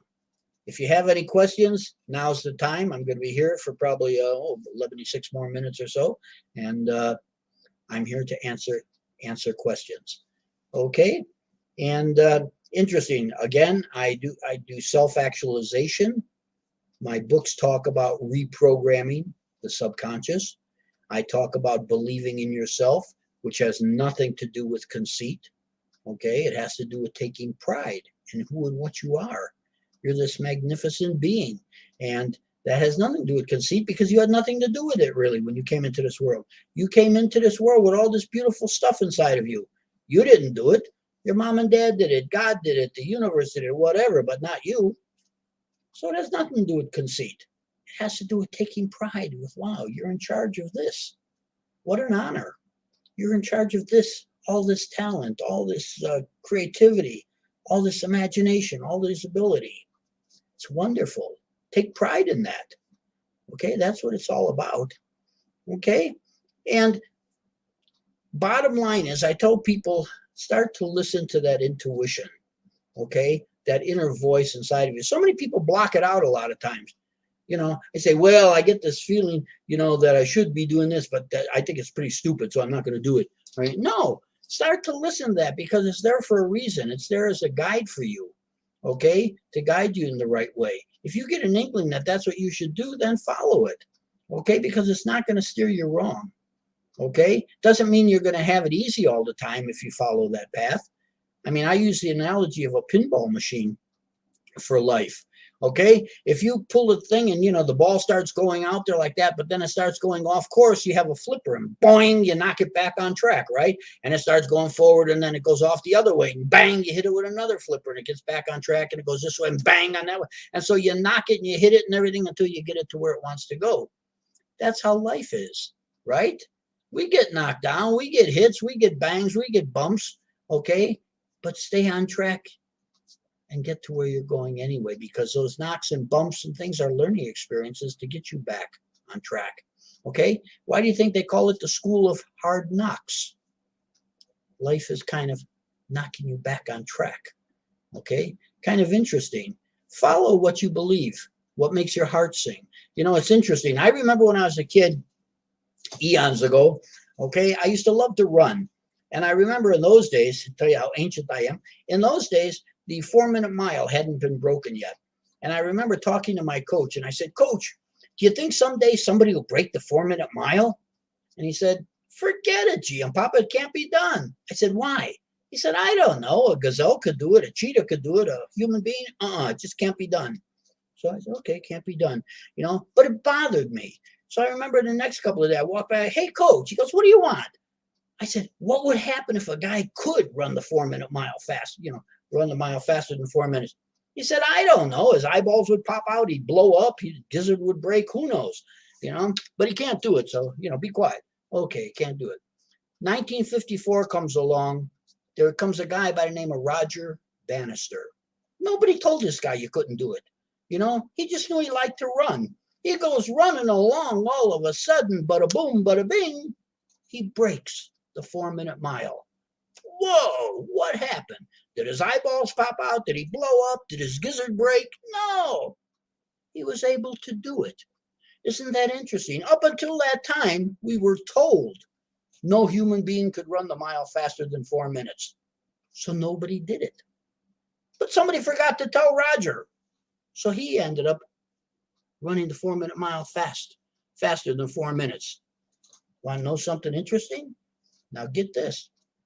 The following year, 371 people broke the 4-minute mile because now we know you could do it. Do you understand what I'm saying? Remove the limit and your success, the sky's the limit. Okay?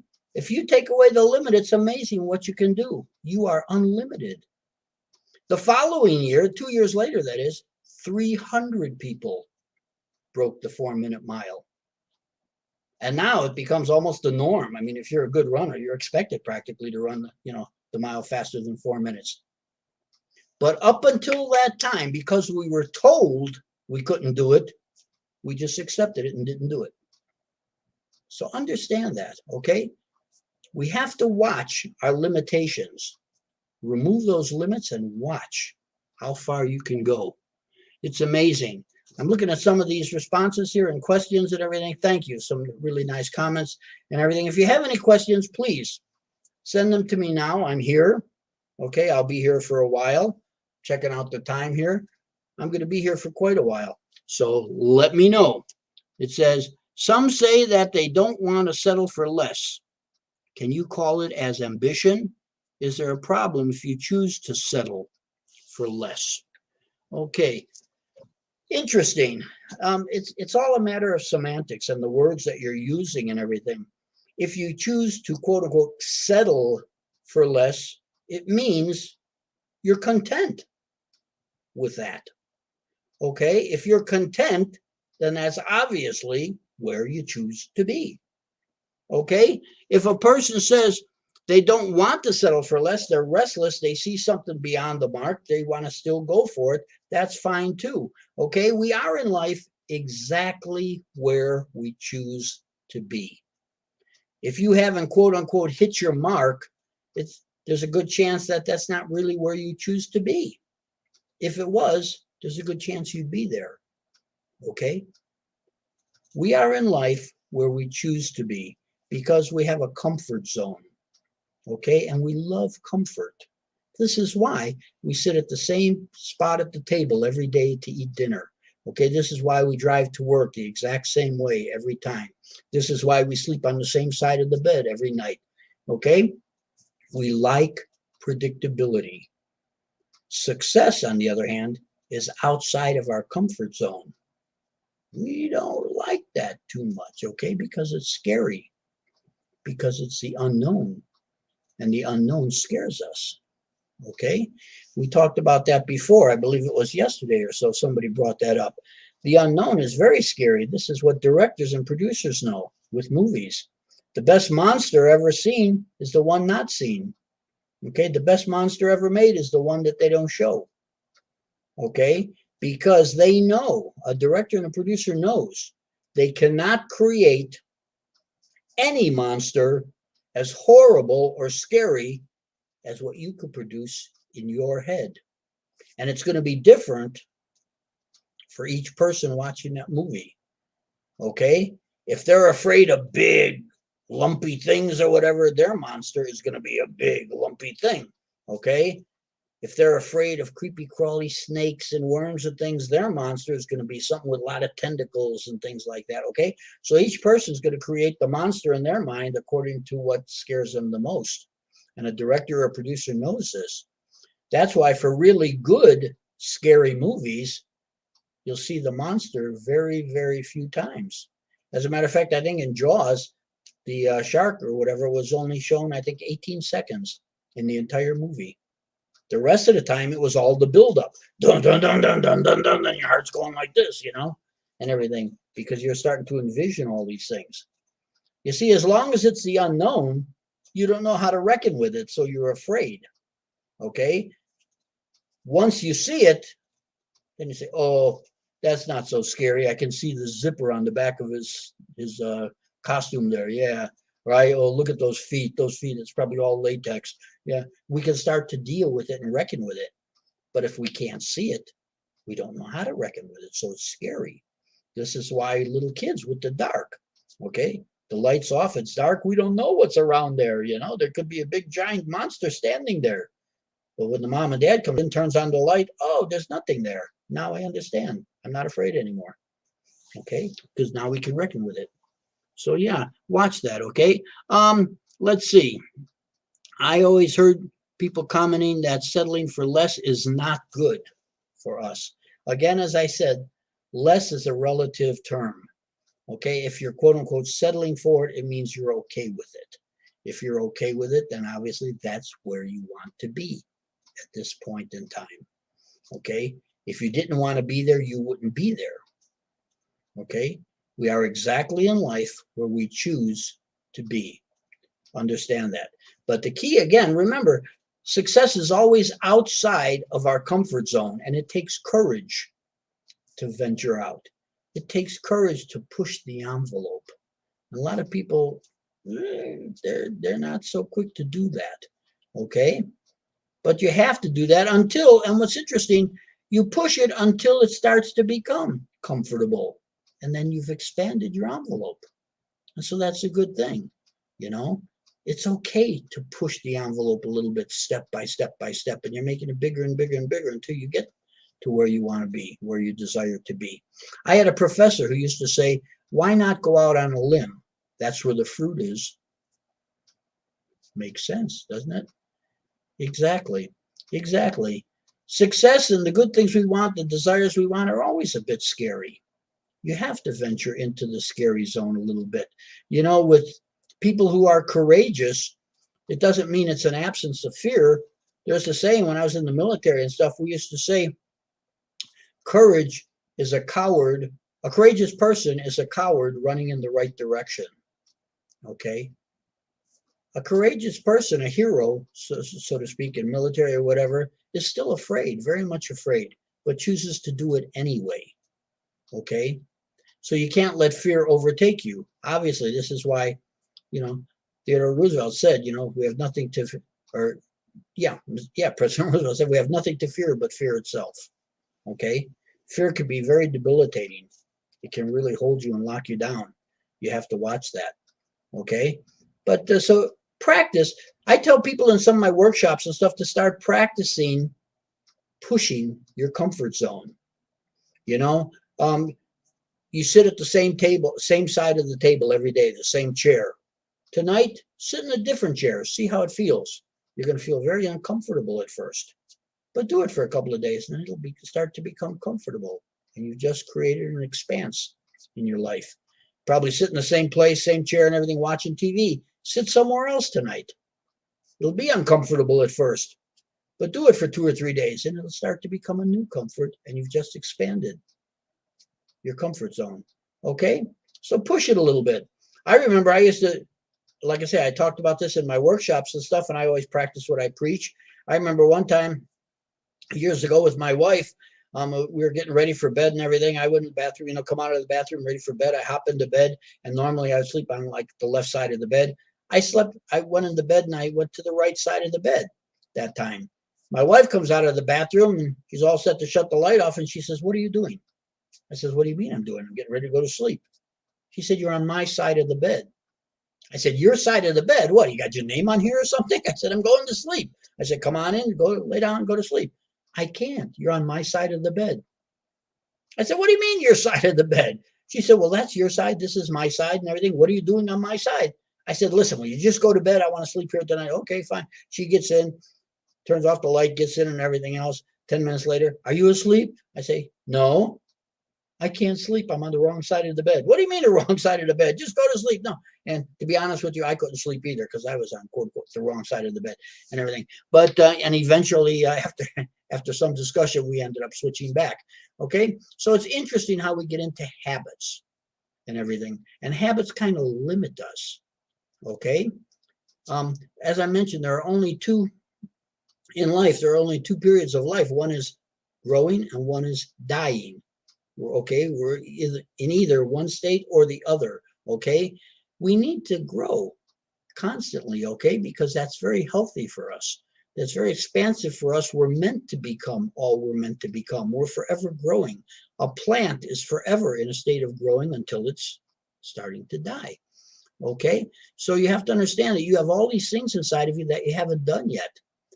and they'll come out eventually if you just allow yourself to grow. But you're going to have to stay open to it. You're going to have to push the envelope from time to time. Okay.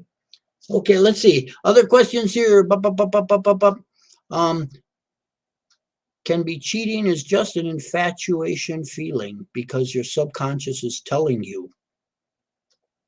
I'm not quite sure what you're saying here. Let's see. Can be cheating is just a infatuation feeling because your subconscious is telling you. Okay, your subconscious doesn't tell you anything unless you've put it in there to tell you. Okay, your subconscious has no thinking ability. Your conscious mind is the one that does all the thinking and everything. Okay, your subconscious is merely a programming part of you. It's like a tape recorder. Whatever you put into it, it records it, and it will make you become that. Okay, so unless you were thinking about cheating and you want to cheat, I want to cheat, I'm going to cheat. Okay, you're going to cheat, get ready to cheat. Then your subconscious will, quote unquote, make you cheat because you programmed it in. Okay, but understand this, your subconscious does not think or create things. All right, you say it's infatuation.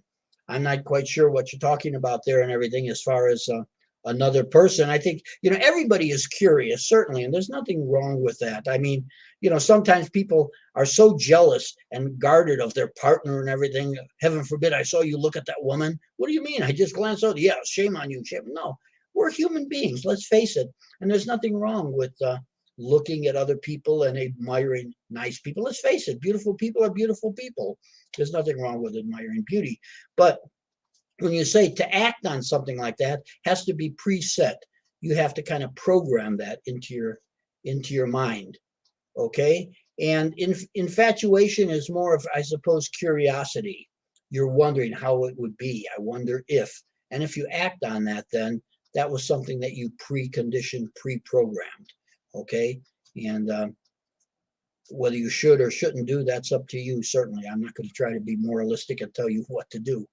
Okay, but again, your subconscious is just merely a programming aspect of your being. It doesn't think for you.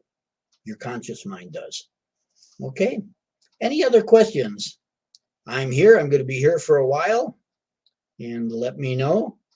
Send your questions to me. I'll be happy to answer them. I certainly don't have all the answers. If you have any answers that you want to share with me, please, I'm open. I need all the help I can get.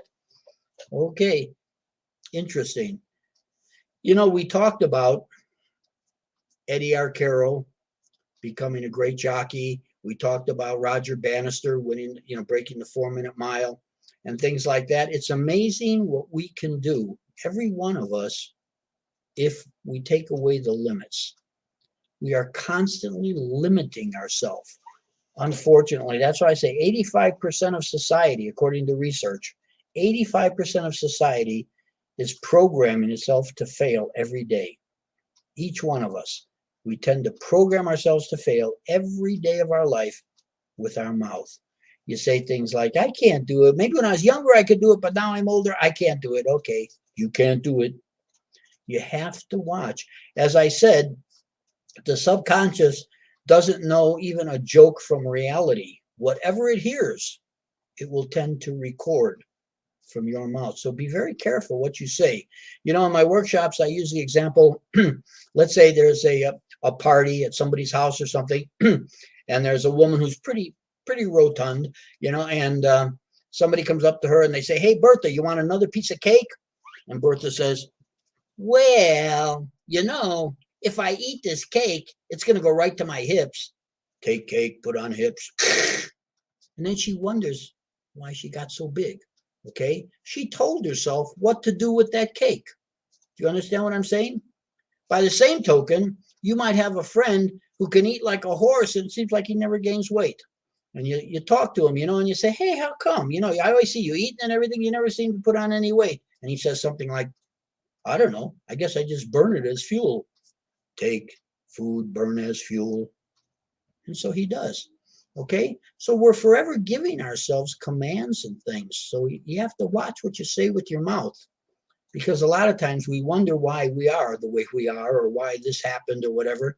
It's because we programmed it into our head without even realizing it. Okay? The subconscious, again, the programming aspect of our being. Again, you want a little more information like that? Start to check out these books.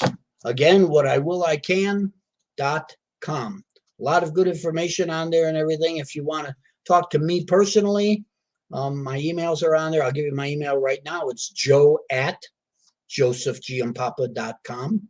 Okay, I think you'll see the spelling and everything right on my site here and everything else. I'll be more than happy to talk with you on a one-to-one. Okay, I'm happy and honored to be here with you. Now's the chance. Okay, if you have a question, now's the time. Please send me your questions and I'll be more than happy to give you my opinion. Again, I don't profess to have all the answers. And again, I don't profess to be teaching. No one can teach us anything. We teach ourselves. Okay, we tend to learn what we choose to learn, bits and pieces. Any questions here now coming in? Okay, thank you. We got some nice comments on here and everything. I appreciate your kind words.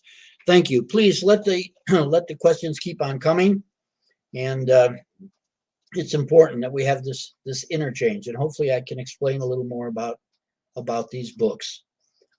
These books are self-actualization. They're made to help you help yourself. Hopefully, I can help introduce you to you by virtue of, like I say, the second book right here, Unleash the Super You Within. This book has a lot of fill in the blanks step by step, and it pretty much will give you an assessment of where you're at this point in your life.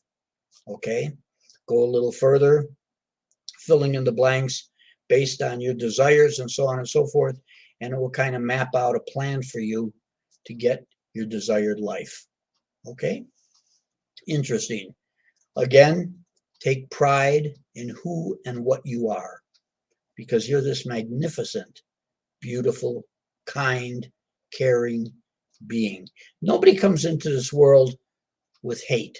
Nobody comes into this world with prejudices. All those things are learned. Okay? Excuse me. What you do come into this world with are all kinds of skills and talents and love and things. I tell people you come into this world a winner automatically. Okay? We've all had Science 101. Okay, right? We all know that, it takes a gazillion, 99,000 sperm all racing towards this one little egg, right? And they're all racing towards this one little egg. And son of a gun, one little sperm manages to connect with that egg, and out comes you. And that's wonderful, right? But if another sperm connected with that egg, it would have been a different person. But it didn't happen. You came out. You won the sperm race. You came into this world a winner. Think about it. You came into this world a winner. You're a success waiting to happen. Don't ever let anybody try to put you down, because the only person who could put you down is yourself, and that should never happen. You should take pride in who you are, in what you are, okay? As I mentioned before, because let's face it, you didn't create yourself, okay? Your mom and dad did, God did, the universe did, whatever, but not you. So it's okay to love yourself. It's okay to take pride in yourself. So many people mix that up with conceit. Heaven forbid I should like myself. I've seen people do good or something, maybe a racism. Wow, I really did good. Well, it wasn't that good. It was, because we're told by our parents, shame on you, you shouldn't be so conceited, So we're constantly putting ourselves down. No, take pride in what you do. You did something good, pat yourself on the back. Excuse me, that has nothing to do with conceit. It has to do with pride, self-worth. Love yourself. Imagine how far you could go if you were your own best friend instead of your worst critic. Think about that. Okay, I got a question here. Why is it that even though I'm thinking about positive thoughts, I end up disappointed because the result is not what I expected? Okay, again, a lot of that has to do with timing, okay? Nobody said things are going to happen instantly. The example I gave of planting an acorn, to become an oak tree. Okay, 5 years, it's about 4 or 5 feet high. It's a sapling. If it could talk and we put a microphone nearby and it said, I want to be an oak tree now, it could yell all at once. It's not going to become an oak tree. But if it just keeps quiet and lets itself get nourished, eventually it will become an oak tree. Okay, unfortunately, we live in immediate graduation time, immediate gratification times. Everybody wants things done now and everything. Give yourself time. Don't be so hard on yourself. Know that you will reach your goals eventually. Okay, it's almost like if I live in Reno, Nevada, a gambling city. Okay, just like Vegas and everything with all the gambling and everything. The good example would be if you had a silver dollar in your hand and you threw it up in the air, caught it, looked at it, comes up heads. Cool. Take it again. Throw it up in the air, catch it. Wow. Came up heads again. Take it again. Throw it up, catch it. Whoa, heads again. That's 3 times it's come up heads. So now you take it, you're going to throw it up in the air. What are the odds of it coming up heads again? Still 50-50, okay? But you absolutely know, sooner or later, tails is going to come up, right? Otherwise, it would defy the law of the universe. Same with you. Okay, when you set out to do something and everything, doesn't necessarily mean you're going to be successful right off the bat. Okay, it may take time. You may have to try over and over and over again, but you're going to make it as long as you stay focused. Okay, that's so important. So don't beat yourself up. Okay, and you say the result isn't what I expected. That's fine. Try a second time. Try a third time. Look at Eddie Arcaro. He tried 45 times until he made it. Okay, what have you ever done 45 times? We try bowling once or twice. Well, I stink at bowling. You try golf 2, 3, 4 times. Well, I guess golf isn't my game. What have you done so many times in a row and kept going to make it? Probably not much. Okay, it's interesting. I was once contracted by a corporate CEO, asked me to check out successful people. He's talking about inventors, entrepreneurs, movie stars, whatever. He wanted me to find a common denominator through all these successful people. And I remember I took to the task with a lot of zeal and everything because I was very interested myself, and I checked it out and everything. And after about a half a year of reading all these biographies and studies and everything, it was very fascinating what I found. I found a single common denominator to all of these people. What do you think it was? Sure, it was, tenacity, stick-to-itness, this kind of believing in yourself, that kind of stuff. Those are all there, yeah, and in bits and pieces and stuff. But there was one thing that was prevalent throughout all these people, and that was, now get this, a series of failures. Not a failure here and a failure there and a failure down the road, but a series of failures. But the person kept going anyway. Again, Eddie Arcaro, 45 losses. He didn't hit it until the 46th time. Okay, so a series of failures, and then the person hits it and makes it, and bada boom, bada bing. It's a great success. Okay, that's what it's all about. You have to understand that. Okay, things aren't going to happen overnight. Okay, you're going to hit a bunch of failures first before you hit your mark. I could tell you a story, true story, about a guy that went into the Army a lieutenant and came out a private. He opened 3 different businesses at 3 different times in his life, and he failed at every single business. He ran for local politics twice. Twice he lost. Then he decides to run for president and wins. Abraham Lincoln. If you read this guy's biography halfway through, you'd say, what a loser. Mamma mia, this guy lost after loss. I mean, failure after failure and everything else. But he knew he had something to share with the people. He knew he can help people. He knew he had ideas of worth that could benefit people. So he kept going. And that's the key. Learn to believe in yourself. Learn to know that you have everything inside you to succeed. It's in there. Like Prego spaghetti sauce. It's in there. Okay? I remember that used to be their commercial. It's in there. Good sauce. Okay? So remember to believe in yourself. It's not going to happen overnight. Not necessarily. But that doesn't mean it's not going to happen. It has to happen if you're making the right projections and doing the right things. Okay?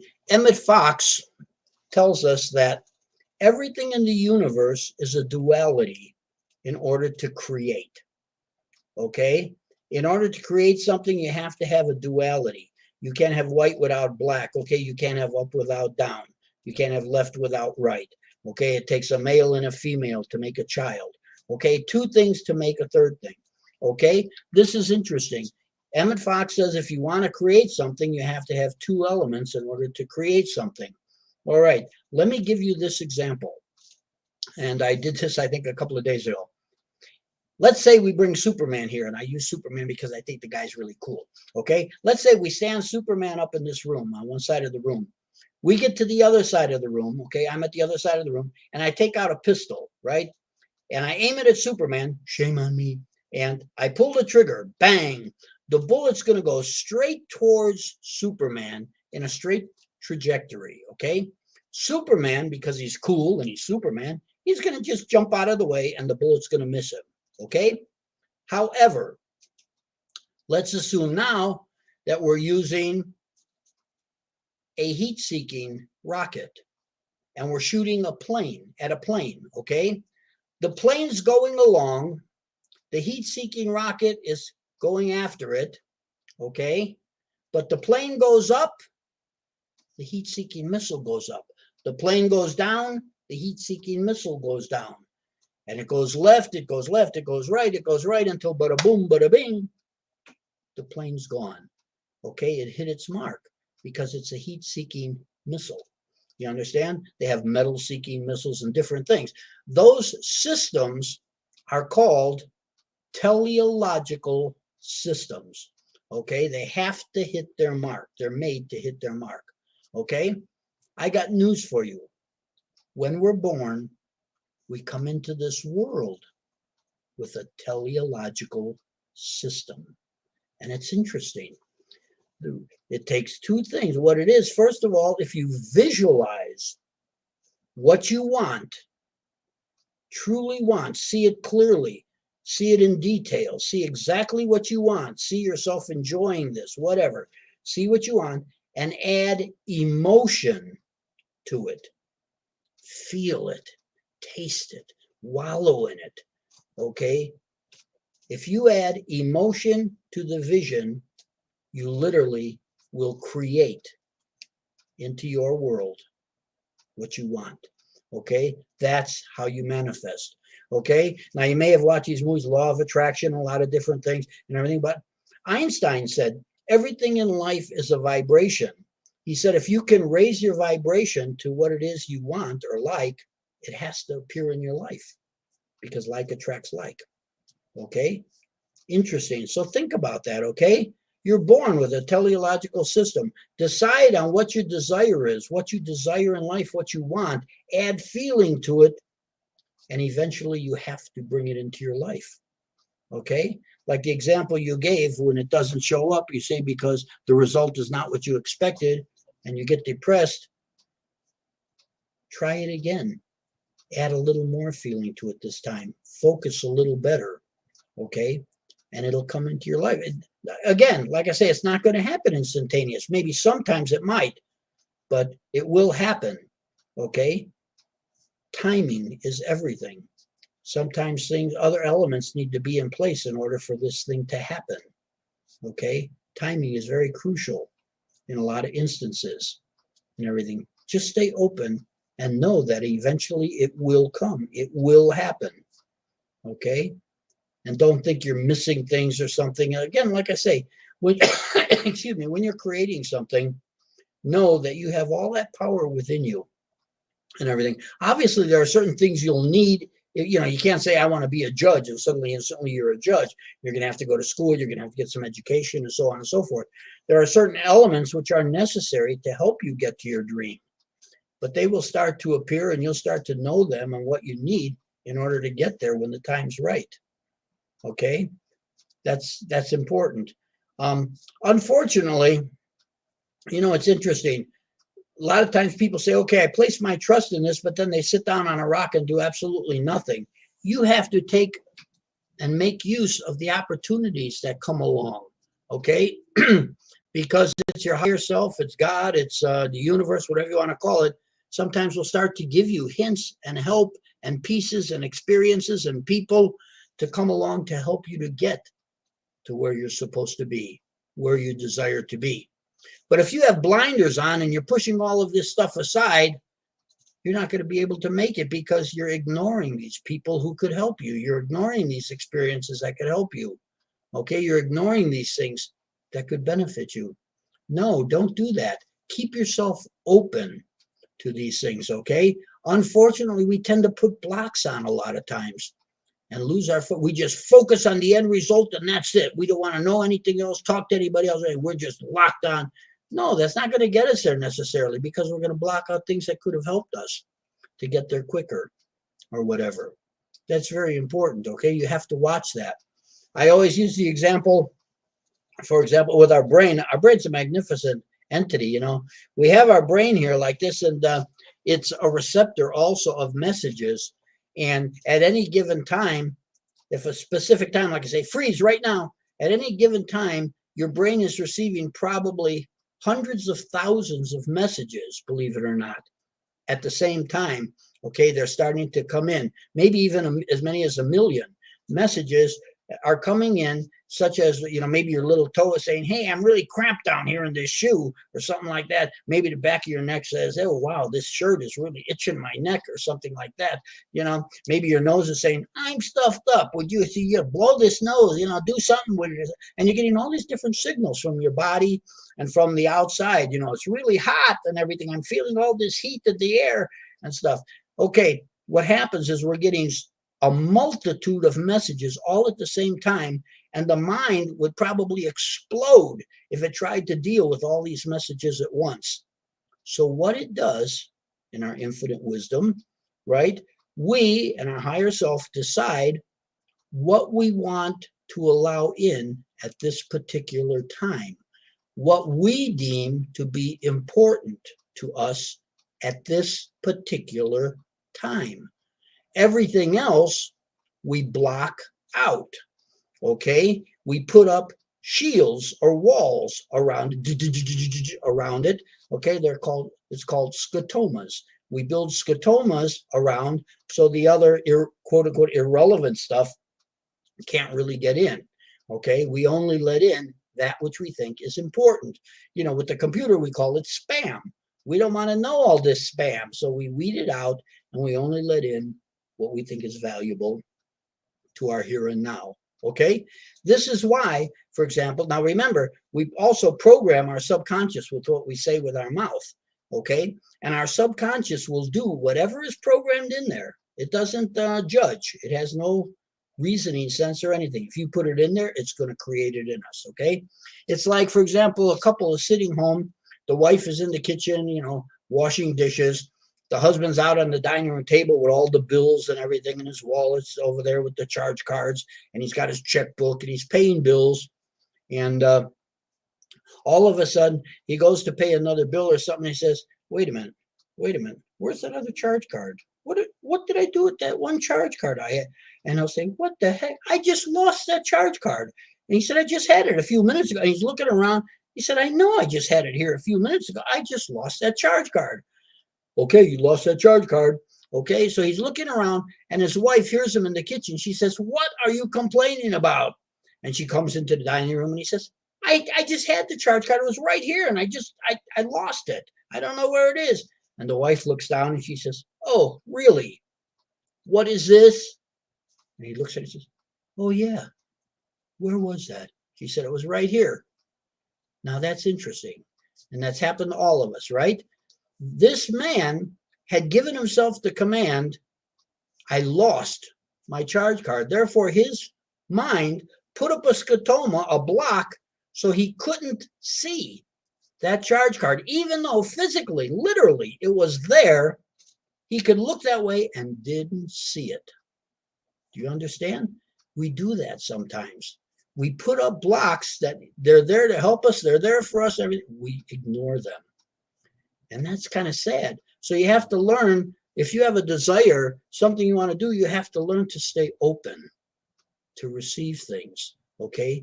Because you never know where something good is going to come from to help you along, the right person, the right thing, whatever. Okay, I think we have a question here. No, we got some nice comments. So thank you. So very nice, kind comments here. Basically, I used the story of Uncle Nunzio, which is kind of interesting. A little Italian farmer in the middle of Iowa, big field and everything, hardly no one around or anything, and he's in this like little valley or something, and minds his own business at his place, and it starts to rain and everything, and the sheriff's deputy says, hey, this rain forecast is getting real bad. I think we're going to see a lot of flooding. He said, you better go out and tell Nunzio to come to higher ground. So the deputy says, okay. So he gets in the Jeep, he drives over to Nunzio's house, knocks on the door. Uncle Nunzio, opens the door, and he says, yeah, so what can I do for you? And the sheriff's deputy says, the sheriff's worried about you. Valley's going to flood, he thinks, and everything. You better get in the Jeep and we'll take you to higher ground. Nunzio says, no, that's okay. God, the big boss, he's going to take care of me. I'm fine. You go save us somebody else. I'm going to stay here. Fine. Sheriff's deputy rides off. It rains all day and it rains all night. The water's already up past Nunzio's porch. Okay. Finally, luckily, sheriff's deputy comes by in a rowboat, takes out a bullhorn. Hey, Nunzio! Nunzio on the second floor opens up the window. Hey, what do you want? Nunzio, this rain is getting really high. Get in the boat. We're going to take you to higher ground. Nunzio says, no, that's okay. You go ahead and save somebody else. I'm going to stay here. God, the big boss, he'll take care of me. I think of the rain. She's almost done. Okay. The guy goes away. It rains all night, all day long. The water's completely above Nunzio's house, practically just a little peak of his roof is left. And Nunzio is sitting on the peak, right? Yeah. Luckily, a helicopter comes by. Again with the bullhorn. Nunzio, what do you want? Catch on to the ladder. We'll take you to higher ground. Nunzio looks up. No, that's okay. Don't you worry about anything. I think of the water. She's all done. You go save us somebody else. I'm going to be here, the big boss. He's going to take care of me. Okay. The helicopter takes off. The water goes up, up, up, up, up. And Nunzio drowns. Mamma mia. Imagine this. This guy, he gets to heaven and he's one angry man, let me tell you. He goes right up to God and he says, hey, boss, how come I place all my faith in you and you let me drown?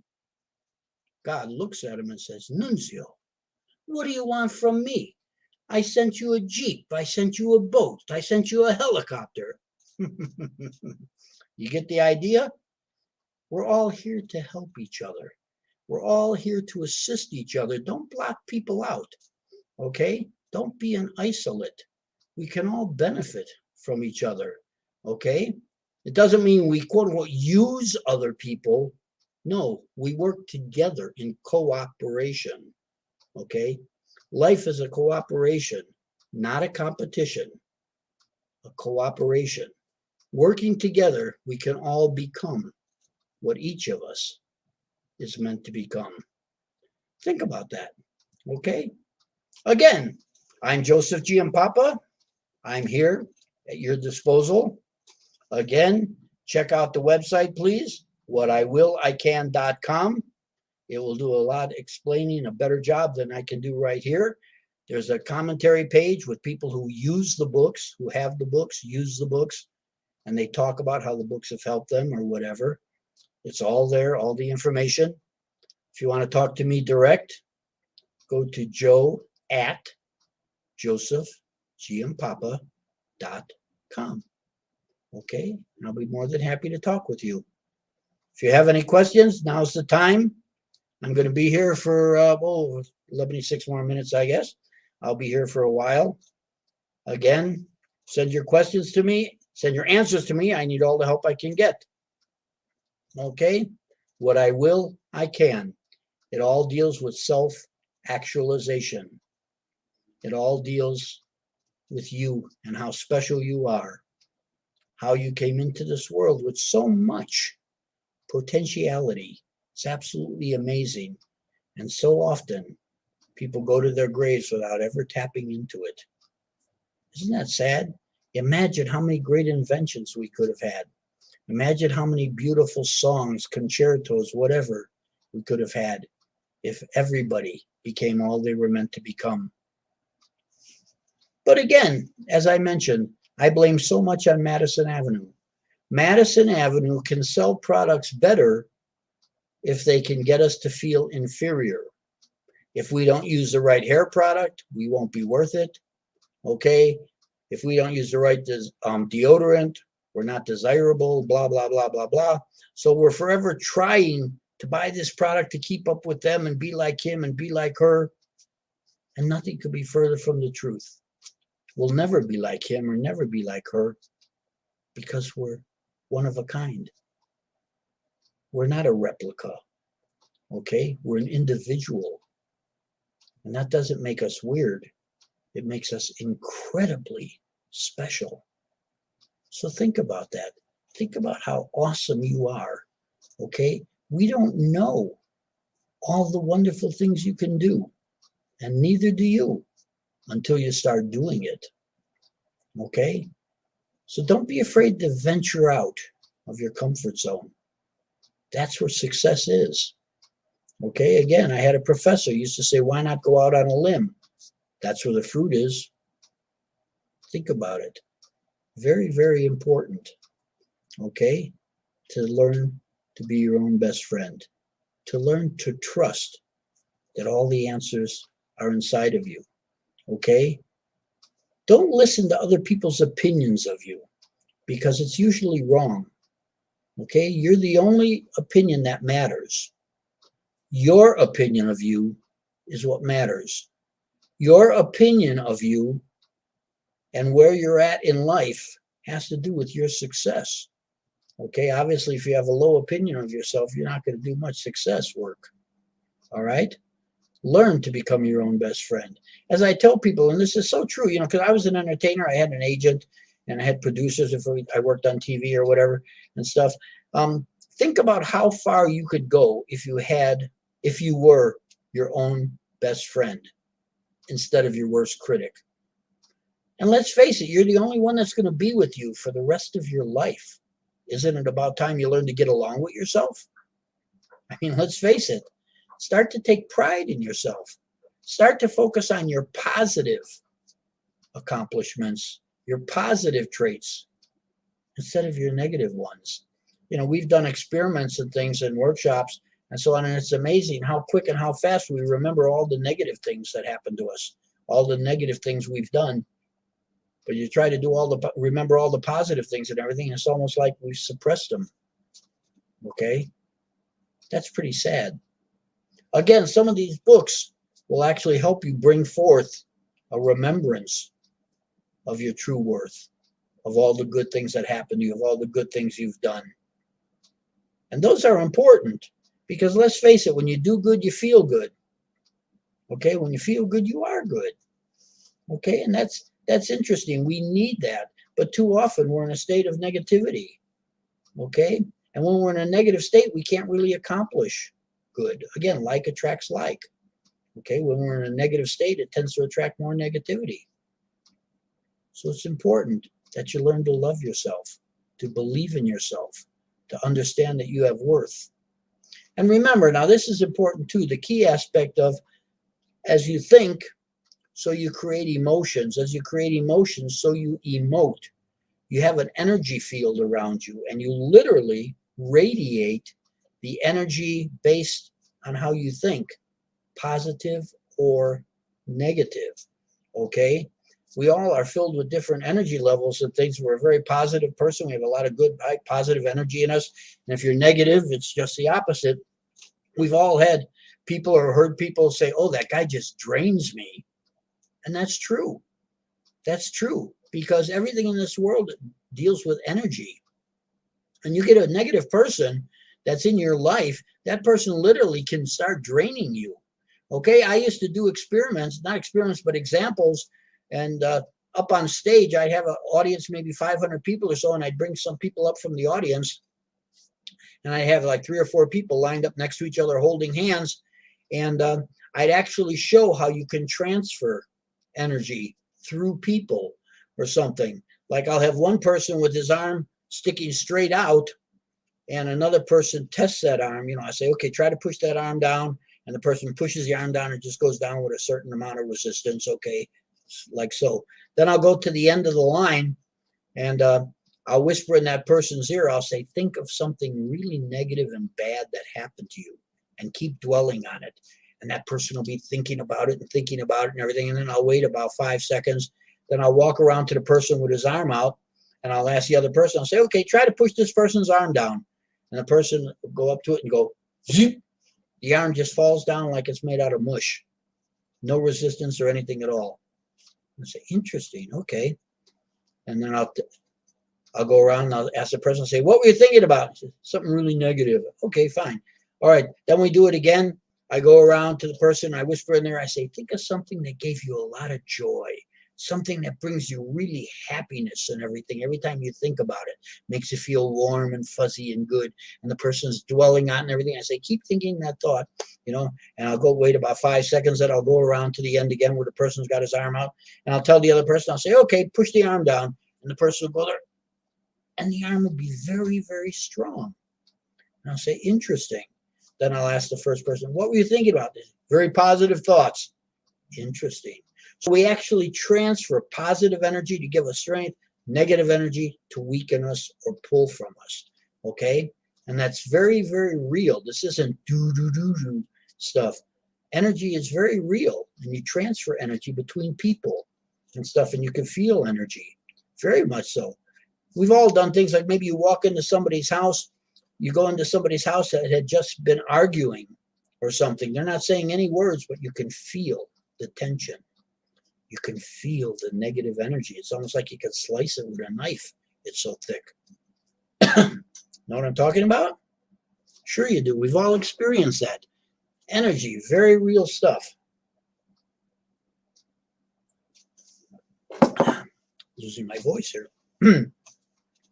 Anyway, because we are all generators of energy and everything, I tell people, if, for example, you're a very positive person and you have someone in the hospital, a friend in the hospital, or some Aunt Gertrude or something's in the hospital, and you go to see her, by all means, touch her, okay? Touch her foot or her shoulder or something. Say, you're going to make it. I know you are. Because at that moment of touch, what you literally are doing is transferring some of your positive energy into that person. And you're giving them a goose or a shot of positive energy, which could be very helpful at times, okay? But by the same token, if you're one of those negative people, okay, oh, gee, Aunt Gertrude is sick. She's probably going to die. What am I going to do? I don't know if I even want to see her. Am I good? And you go there next to her, don't touch her, because you're going to drain what little energy that lady has. And it really works that way, okay? We tend to sap their strength. So energy, my friend, is a very, very real thing.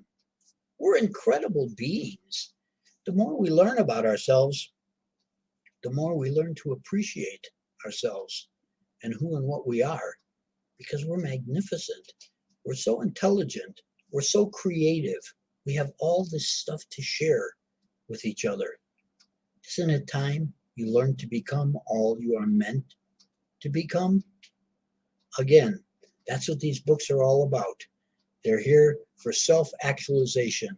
They're here to help you become all you were meant to become. Again, whatIwillIcan.com. I'm here. I'll be here for another 6 minutes, I guess, or something like that. Now's your chance. Please send your questions to me. I'll be happy to answer as many as I can. All right. If you have any answers, send them to me also. I need all the help I can get. All righty. Again, we're talking about energy. We're talking about self-actualization. We're talking about realizing just how special you are. Okay?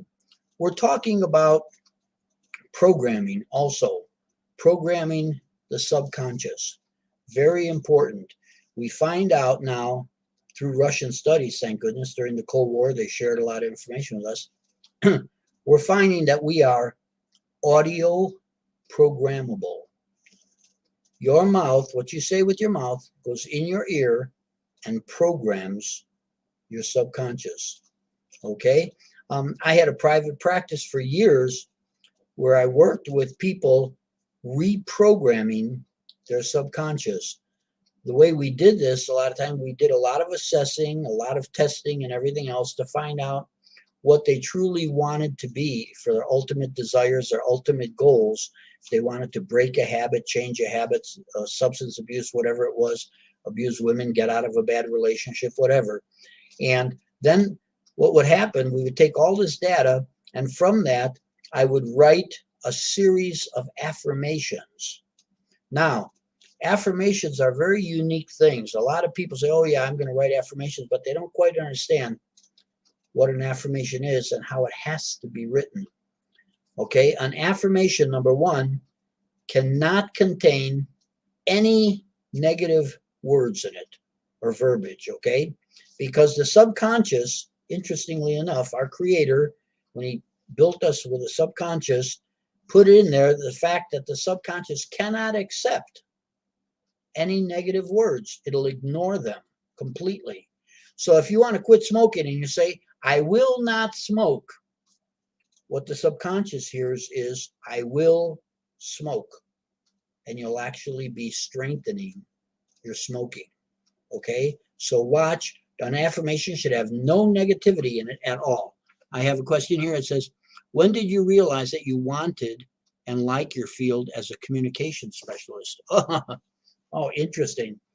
Okay, we're getting off a little bit here from the, I'll talk a little more about subconscious later on here. But for me, I come from a big Italian family. There were 11 in my family. Can you imagine that? 11 people, 9 kids, and the mom and dad and everything. We used to joke. We used to say around the dinner table, if you didn't yell for something to eat, you didn't eat. You know, so we talked a lot. Okay, so I'm joke, obviously, but we were very communicative in my family. And I think that helped us through cooperation and love and kindness and caring and sharing, because there always was open communication. And I like that. And I realized that through talking, through communicating, we understand each other better. We can actually help each other. Excuse me. And so I started working that way with a lot of friends. I come from tough side of town, you might say. I come from south side of Chicago. I grew up in Cicero, Al Capone's town, and a lot of gangs and things like that. I worked a lot with at-risk kids. A lot of my buddies were at-risk kids, and so on and so forth. And I like to think we were there for each other, building each other up, okay, rather than tearing each other down. We were each other's best friends. And I saw how that can truly help somebody. You know, words are very, very important. And you have to watch what you say, you know, and if you can give somebody some encouragement and everything, it's amazing. Sometimes they can totally turn their life around. And I've seen that happen, and I wanted to become a teacher and help students with all of this. And I became a speech teacher, communication teacher, and I started specializing with at-risk kids, and then later had a practice with abused women, substance abuse people, recoveries, and so on and so forth. But communication is the key to everything. Absolutely amazing. We talked about that earlier with relationships. The key to a good relationship is communication. Okay? And it's very important. But You got to use the right words and things, because words are very, very powerful, incredibly powerful. We talked about that the other day. You know, words are like a bullet. Once a word is out, you can't put it back in. It can really hurt somebody. So you have to be careful with your words, but they are very powerful. You know, Shakespeare said, you know, well, a rose by any other name would still smell as sweet. Well, that might be so, but you never know. You know, I wonder how anxious a person would be to pick up a rose and put it to their nose if it wasn't called a rose, but was called caca, you know, or something like that, right? I mean, you have to watch, because words do control our thinking. It's absolutely amazing. Plus, words are relative. They're merely symbols for us to picture something. No two people, even if they're thinking of the same word or phrase, is going to see the same image exactly alike in their head. For example, if I said, think of a big dog, close your eyes and think of a big dog. Some of you are going to think of, you know, maybe a golden retriever. Some of you are going to think of, you know, a Labrador or something like that. Others are going to think of, you know, a Saint Bernard or something. You know, they're going to be different sizes, but yet to each person, it's a big dog. So you have to watch your words, your verbiage, okay? And later on, we'll talk about it too. Your syntax, the order in which you put those words, is also very important. There's so much to communication, even spacing, for example. Something as simplistic or simple as a pause could totally change the meaning of a sentence. Okay, it's interesting. We talk about that when I train actors. For example, what if I said, look, Harry, spiders? You'd have a message there, right? We're looking at spiders.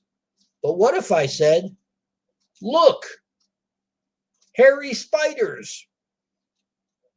Has a totally different meaning, doesn't it? We're talking about spiders that are very hairy. And it's the exact same words, exact same 3 words, yet 2 totally different meanings, because I moved the pause. So you see, something as seemingly insignificant as a pause can even affect the message. So be very careful with your words, because you have to remember, words are just symbols, and they have different meanings for different people. A good example, I use this a lot in my workshops and things. My wife was Swiss, okay? I was married in Switzerland. My wife spoke 4 languages, really interesting. When we came to the States, she spoke very, you know, pretty good American, pretty good English at the time. And I remember we had a little basement apartment, and I was going to college at the time, junior college. And we had only been there a few days. And I would call her every day to check on her, make sure everything was okay. And we had just gotten this little basement apartment, and she was straightening things up and everything, getting things fixed up in there. And I was, you know, at school. So I remember it was lunchtime or whatever, and I called her. And I said, hi, how are things going? And she said, fine. And I said, it doesn't sound too fine. What's wrong? She said, oh, it's okay. I said, wait a minute, it doesn't sound okay. What's going on? She said, well, we got a little problem. I said, what? She said, we have some animals coming into the apartment. I said, animals?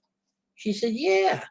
I said, how many? She said, I don't know, 20, 30. And I'm thinking, you know, Chicago rats coming in through the window or something like that. You know, I said, get out of the apartment, get out of the apartment. I'll be right over. I go running out of, jump in my car, zoom, zoom. I drive over to the apartment. I get out and she's standing outside. I said, come on, show me, where are the animals? And we go in and we go to the sink in the kitchen, and the window above the sink is open a little bit, and there's a row of ants coming in. Little animals. Interesting. Meanwhile, my heart's going vadoom, vadoom, vadoom, vadoom, and I'm thinking rats, little ants, you know. Okay, so right there, you have a breakdown in communication, because words are merely symbols, okay? They represent certain things to different people. So watch your words. Be very careful with your words. Another question here. Let's see. Talking about communication, yeah, very important. And Oh, okay. Yeah. Thank you. There's some nice comments on here about the books and everything. I hope you'll at least explore these books and everything. You'll find if you go to whatiwillican.com, there's even discounts on there and everything for the books, so you can get some of the books at discounts and everything else. Okay. Primarily, again, I deal with communication. I deal with self-actualization. I deal a lot with pre-programming the subconscious. It's my goal to help you to become all you were meant to become, to use your talents, your skills. We have some questions here. How will you convince a person to consult a psychologist? Oh, interesting. I don't think there's any one particular way. It depends on the person, your personality with that person's personality, your rapport with the person, and everything else. There are so many different factors here. But for me, a lot of times, and I'm not trying to get any psychologists or psychiatrists mad at me or anything, but a lot of times one of the best therapists is a good friend. Okay, the key to a lot of good repartee, counseling between two people is listening. Sometimes just listening to a person, allowing them to explain what's going on in their mind and everything, and knowing that you're there not to criticize, but to just listen, means a lot. Okay. I don't really know that there's any given one pattern to tell a person how they should go to a psychologist or something. I think bottom line is being a good friend, being a good listener, and just let them know that you'll support them, whatever their choice is, whether they want to go or not. Another question. Oh, but the person doesn't want to cooperate. Well, there's your answer right there. You can't hit somebody over the head with a 2x4 and make them do what they don't want to do. All you can do is suggest, okay? But the bottom line is to be a good friend and just let them know you're there if they want to talk. You're there if they need you for something, okay? You can give your opinion. You can tell them that you support whatever they choose, okay? And you don't have to, you can be friends and not always agree with their decisions or what they do. But that's what makes us unique, okay? I have a couple of good friends that a lot of times we'll be talking or something and we end the conversation by just saying, let's agree to disagree. And we say, fine. And then we move on to something else, okay? Okay, it's not our job to necessarily have to change somebody's opinion. We can try, give our opinion or something, but because we're all unique, we certainly are entitled to our own opinion, to our own view, to our own ways of doing things. Okay, and sometimes that's necessary. We need to let that person experience something on their own. This is what parenting is all about. You know, now that I'm a grandpa, a grandfather, you know, I told people, I say, you know, now that we seem to know everything, nobody wants to listen to us, you know, as with kids and things. But it's true, you know, as parents, a lot of times you'll tell your kids something and they don't want to do it. They want to experience it themselves, even if it means hurt or harm to them. It's just that way, the way it is. Sometimes we need to experience something firsthand in order for it to really sink in, you know. And a lot of parents are confronted with this a lot. You know, they'll say, I told you not to do this. I know, but I wanted to try it anyway. Sometimes experience obviously is the best teacher. So we need that. Any other questions? Okay. All right. Thank you. We got some nice questions here with comments. Some people enjoying the books, and that's wonderful. Again, please send me your questions. Again, I'm going to be here for a few more minutes. Okay. And I'm here to answer your questions, talk about the book, any questions you have about the book or anything else. Again, I'm not a psychiatrist or a psychologist. I'm a communication specialist. I am a self-empowerment specialist. I work with self-actualization. I work with helping you to become all you were meant to become, because that would benefit the world. Okay? And, you know, a lot of times people say, well, I'm a nobody. Who am I? What can I do? I'm a nothing, you know? You don't have to do major big things or anything. You know, if you can't do great things, you can do small things in a great way. Okay? You can affect this world by affecting those around you. It really does make a difference. You know, it's almost like if you had a beach ball, you know, and it was packed with little metal ball bearings the size of marbles, and it was crammed, filled with all these little ball bearings inside. There wasn't room for anything else. And yet you took one more little ball bearing and you shoved it in. Every other ball bearing, no matter how minutely, would be changed. Its position would shift a little. So we all affect each other, whether you realize it or not. We all have an effect on each other.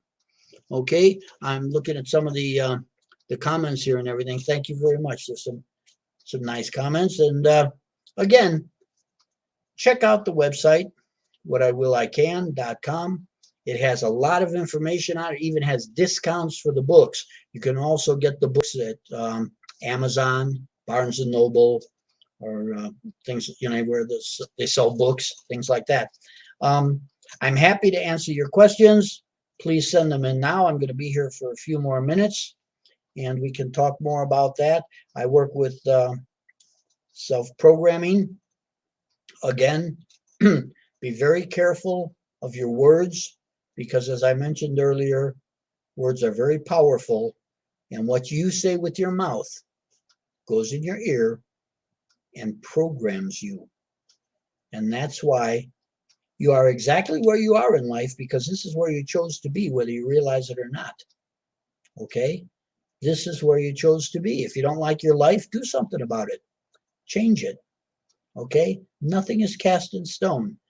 And it has nothing to do with the color of your skin or the education you have or how old you are. You can change anytime you desire to change. Okay?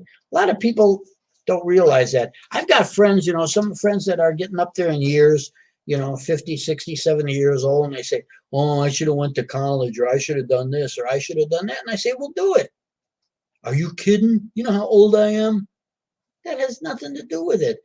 When I was an undergraduate, I was already married. I went to school on the GI Bill, and I'll never forget, I went to school with a woman who was 82 years old. We were both undergraduates, and she was into library science. She was going to get her degree in being a librarian. And we used to talk and eat lunch together sometimes, and it was really interesting because she told me, she said, you know, Joe, she says, now that my kids are all married, my grandkids are even getting married and everything else, she says, there's just me now. My husband passed away. She said, I always wanted to be a librarian, and now I realize I can do it. So she went to school, and it's interesting because we graduated together, and she became a librarian in the downtown area where I used to go to. And it was really interesting because I'd go in there sometimes to get some books or something, and she'd be behind the counter, and she'd have the biggest smile on her face, and you could see she was in the zone. She was in her element, doing what she loved to do. And I think she was there for about 10 years or so, and that was wonderful. So again, you can do anything you choose to do. You're your only limitation. It has nothing to do with age, color of your skin, schooling, education, whatever. Okay? The only thing that matters is that you choose to do it. Okay? Action speaks louder than words. My parents, God bless them, were beautiful people.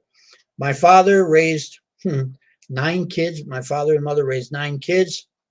My dad always said, don't tell me, show me. And to me, those are words to live by my whole life. Because as they say, talk is cheap. Okay? Do it first, then let your example speak for itself for people. Okay? There are a lot of talkers out there. All kinds of talk. Oh, I'm going to do this. I did this. I want to do this. I'm going to do this. Everything. My father always said, don't tell me, show me. Action speaks louder than words. My mother, the beautiful lady she was, she had another precept that was wonderful. She always said, you'll always find a helping hand at the end of your own arm. Think about that. You'll always find a helping hand at the end of your own arm. Very interesting. Very interesting, okay? You don't have to say, well, gee, I don't have any friends to support me for this. I don't have the money like he's got. I don't have the connections like she's got or anything. No, you want to do something, do it.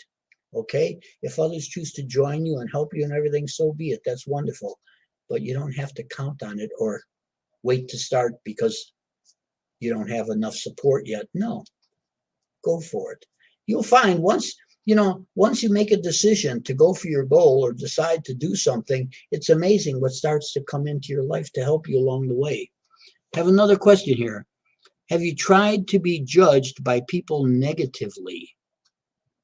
How did you take it? Have you tried to be judged by people? You mean, I think what you're saying is, how do negative comments affect me? I think that's kind of what we're saying here and stuff. And it's interesting. Let's face it, none of us like negative criticism, okay? It's amazing. I do lectures. I'm a lecturer by profession in self-esteem, self-actualization, and so on. And I can remember after some of my lectures, I would be standing, sometimes there'd be as many as 500 people in the audience. And I'd be standing after they're outside at the end, and they'd be coming up and we shake hands and I'd hug them and stuff. And they say, I love your stuff. You're great. That's wonderful. And sometimes I do workshops and we'd have a critique sheet and they'd write your comment. What did you think of the speaker? And so on and so forth. And I'd be going through them and say, oh, this guy's really good. Oh, I love this guy. This guy hit the nail on the head, blah, blah, blah. But then I'd come to something, and I had one time, and it said, this guy should be a used car salesman. Oh, man, did that get to me? I'll never forget. It really bothered me. I went home and I told my wife, I said, what is this guy saying?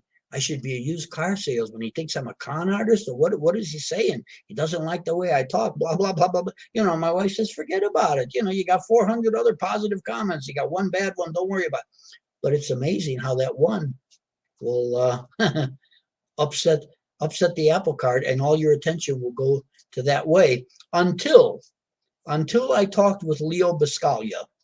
I don't know if any of you know him. The man, God rest his soul, he passed away a few years ago. He used to live up at Tahoe. We used to have some common friends together and everything. We'd talk occasionally at different meetings or parties or something. And I remember talking with him one time, and I told him about this situation.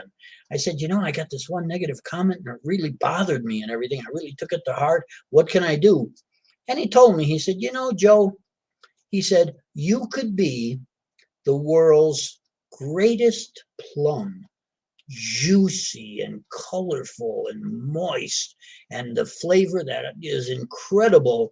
And he said it could be the most wonderful plum on earth, but you're going to have to understand there are people out there who just don't like plums. And that did it for me. So from then on, it never bothered me. I certainly respect other people's critiques if they have a negative comment. If it's something that I could correct or improve, I certainly will, as far as constructive criticism. But if it's just a negative comment or something like, I don't like this guy or something like that, I just kind of respect. They certainly are entitled to their opinion, and I leave it at that and I move on. I hope that answers your question.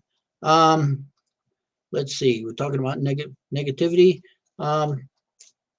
Yeah. Oh, thank you. Some very interesting comments here, very positive comments. Again, please, these books are meant to help you as a guide, okay? Not as a master plan. You have to do this and do this and that. Take what you want, what you don't want, leave, okay? The first book is filled with 21 different precepts. Use the things that work for you. If you don't want to use some, it doesn't work, don't worry about it. I won't be offended, okay? The idea is these are things to share with one another. Okay, that's what we're all about. I'm looking at the time here. We're almost out of time. If you have any questions, now's the time. Please let them come in now, because when I'm not here, it's going to be pretty hard to answer your questions. All right. So any questions you have, let them come in now. Again, any answers, I need all the help I can get. Okay. But I'm going to be here for a few more minutes. Now's the time to bring them in. Again, we're talking about the wonderful you, the inspired you, the beautiful you, the intelligent you. And yes, you are all these things. Understand that. Don't buy into other people's opinions. The only opinion that matters is your opinion of you. And it's okay to love yourself. It's okay to believe in yourself. It's okay to know how beautiful and wonderful you are. Because let's face it, you are. If you sit down and think about it, with all these beautiful things like kindness, caring, sharing, cooperating, you do these things. What a beautiful person you are. We rarely sit down and think of all these wonderful things that we do and all these wonderful things that we are. We only focus on the negative stuff. Well, you didn't smile at that lady at the supermarket the other day. What are you, a crab or something? No. Those things tend to stack. Not anymore. Start to focus on all the good things you do, because you amaze yourself. I tell people, even go home and write them down if you're proud of it. You should be. Okay? And you'd be amazed at the end of a day or the end of a week, all the wonderful things you've done. Sometimes just being you near people, you're benefiting people. Because remember what I said earlier, we radiate energy based on how we think. When you're in a happy, beautiful, loving, positive mood, you radiate good, happy, positive energy. Sometimes if there's a group of 4 or 5 people and you just go in and you're standing amongst them, you're lifting the vibrations of the group just by being there. And that's so cool. That's wonderful. So you don't have to say anything. You don't have to do anything. You're just there. And you're already helping others to feel better, to feel good. Okay, any other questions? I'm here. Again, Joseph GIAMPAPA, whatiwill.com. Okay, we're almost out of time here. Any last minute things you'd like me to talk about? I'm here for you. I'm at your disposal. I'll be here for a few more minutes. Again, talking about self-actualization, and your new store mouth here. Self-empowerment, believing in the power of you. And please don't misunderstand. This is interesting. I want to throw this out. I used to work with different corporations and things, and talking about self-actualization and everything for employees and so on. And I sat down with the CEO at first, and he says, "What do you do?" And I said, I teach self-empowerment. And he said, "Shame on you." I said, "I beg your pardon?" And he was a Christian, I guess born again Christian or whatever. And he said, "You're nothing without God. God has all the power. You have nothing. You're a nobody. And God is powerful. What do you mean self-empowerment? Who do you think you are?" I said, wait a minute. I said, I'm not anti-God or putting God down or anything. When I say self-empowerment, I said, these are gifts that you come into the world with. Gifts from God, if you will, from the universe, from whatever. I said, they're not something that you create on your own. I said, you come in with these traits. You come in with these talents. You come in with these things to make life better for each other. I said, you are here to help each other and everything. And I said, that's not a bad thing. Your power is important, okay, to help others, to help yourself become all you were meant to become. So don't get me wrong. Again, these are not anti anything else. They're there to help you become what you were meant to become. And you don't have to do anything specific. Okay, when you plant a rose seed and you water it and let it get sun and everything, it can't help but to become a beautiful rose. Okay? And so it is with you. As long as you're getting nurturing and everything, you can't help but to become all you were meant to become. It's amazing. We come into this world prepackaged. We don't know all this wonderful stuff you're meant to become until you try. Okay? We don't know all you're capable of. And neither do you until you do it. Let's see. If you got one thing to say to uplift a person, what would that be? One thing to uplift a person, what would that be? Oh, wow. There are so many things. I would say today, the past doesn't equal the future. I'd say don't get depressed and worry that this is where you are and you're going to be this way for the rest of your life or anything. The past doesn't equal the future. If you don't like where you're at or what you're doing or what's happening, change it. You have the ability to change. Everything in life is a choice. you can change. The French have a saying, and this thing, I love this saying. They give the example. They say, imagine that there's a little lake and it has lily pads on it. Okay? Now, this lake is completely half covered with lily pads. Okay? These lily pads double every single day. Okay? And they now cover half the lake. How much longer will it take to cover the entire lake? Just one more day. And the entire lake's covered. Okay? So the past, maybe it took 3 years for the lake to get half covered. But now it'll take just one more day to be completely covered. The past doesn't equal the future. If you don't like the direction you're going in, change it. Okay? Think about that. Another question. I will remember that and we'll post it in my account. Your past doesn't equal your future. Nice. Thank you very much. But again, it's not mine. It's from the French. And to me, it always stuck in my mind. That's so vivid. That's so vivid because people tend to do that a lot. They equate. They say, well, I've been a failure up till now, so I'm only going to be more of a failure. No. The past doesn't equal the future at all. Change it from this moment on. The old saying, today is the first day of the rest of your life. You don't like the life you're living now? Change it. Make the rest of your life beautiful. Make the rest of your life incredible. Enjoy life. Okay? We're here to enjoy life. I really believe that. We're here to be all we can be. We're here to help each other. Life is a cooperation, not a competition. Okay? Again, we're almost out of time here. I want to thank you for spending time with me. I've certainly enjoyed talking with you. I certainly don't profess to have all the answers, but I'm happy to exchange ideas with you and talk with you. I hope you'll get these books. I think these books are meant to help people. Well, I know these books are meant to help. That was my desire. Meant to help you if they can, and I think they will, judging from all the comments on the page, whatiwillican.com. Christmas is coming up. These make wonderful gifts.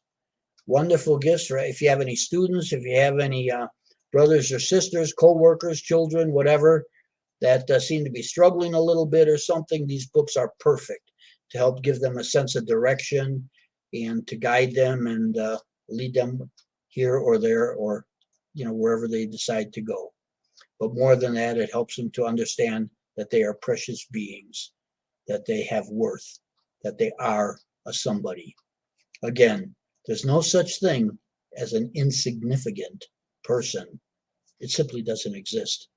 Okay? When you see a homeless person living in a tent or something or on a street corner or something like that, it doesn't mean that person is worthless. Not by a long shot. It just means that's where that person happens to be at this point in his or her life. But that person has all of this potentiality inside, just like you. Okay? It's absolutely amazing. But again, we can help each other too. That's what life's all about. That's why we're here. That's why these books are here. That's why I'm here. We're here to share ourselves with each other. Life is a cooperation, not a competition. Well, I see we're almost out of time. Again, thank you so much for being with me, for spending time with me, for reading my books, for buying my books. I'll be here. I'll be here next week as well. Okay, so I have a schedule on my my booth site. There's a schedule with the specific times, and you can check that out if you want to come back. Obviously, I'll be talking about pretty much the same type of thing, and if you have a specific question or something, that's the time to bring it in, and we'll take it from there. Thank you very much, and I'm going to say Auf Wiedersehen and arrivederci. Ciao.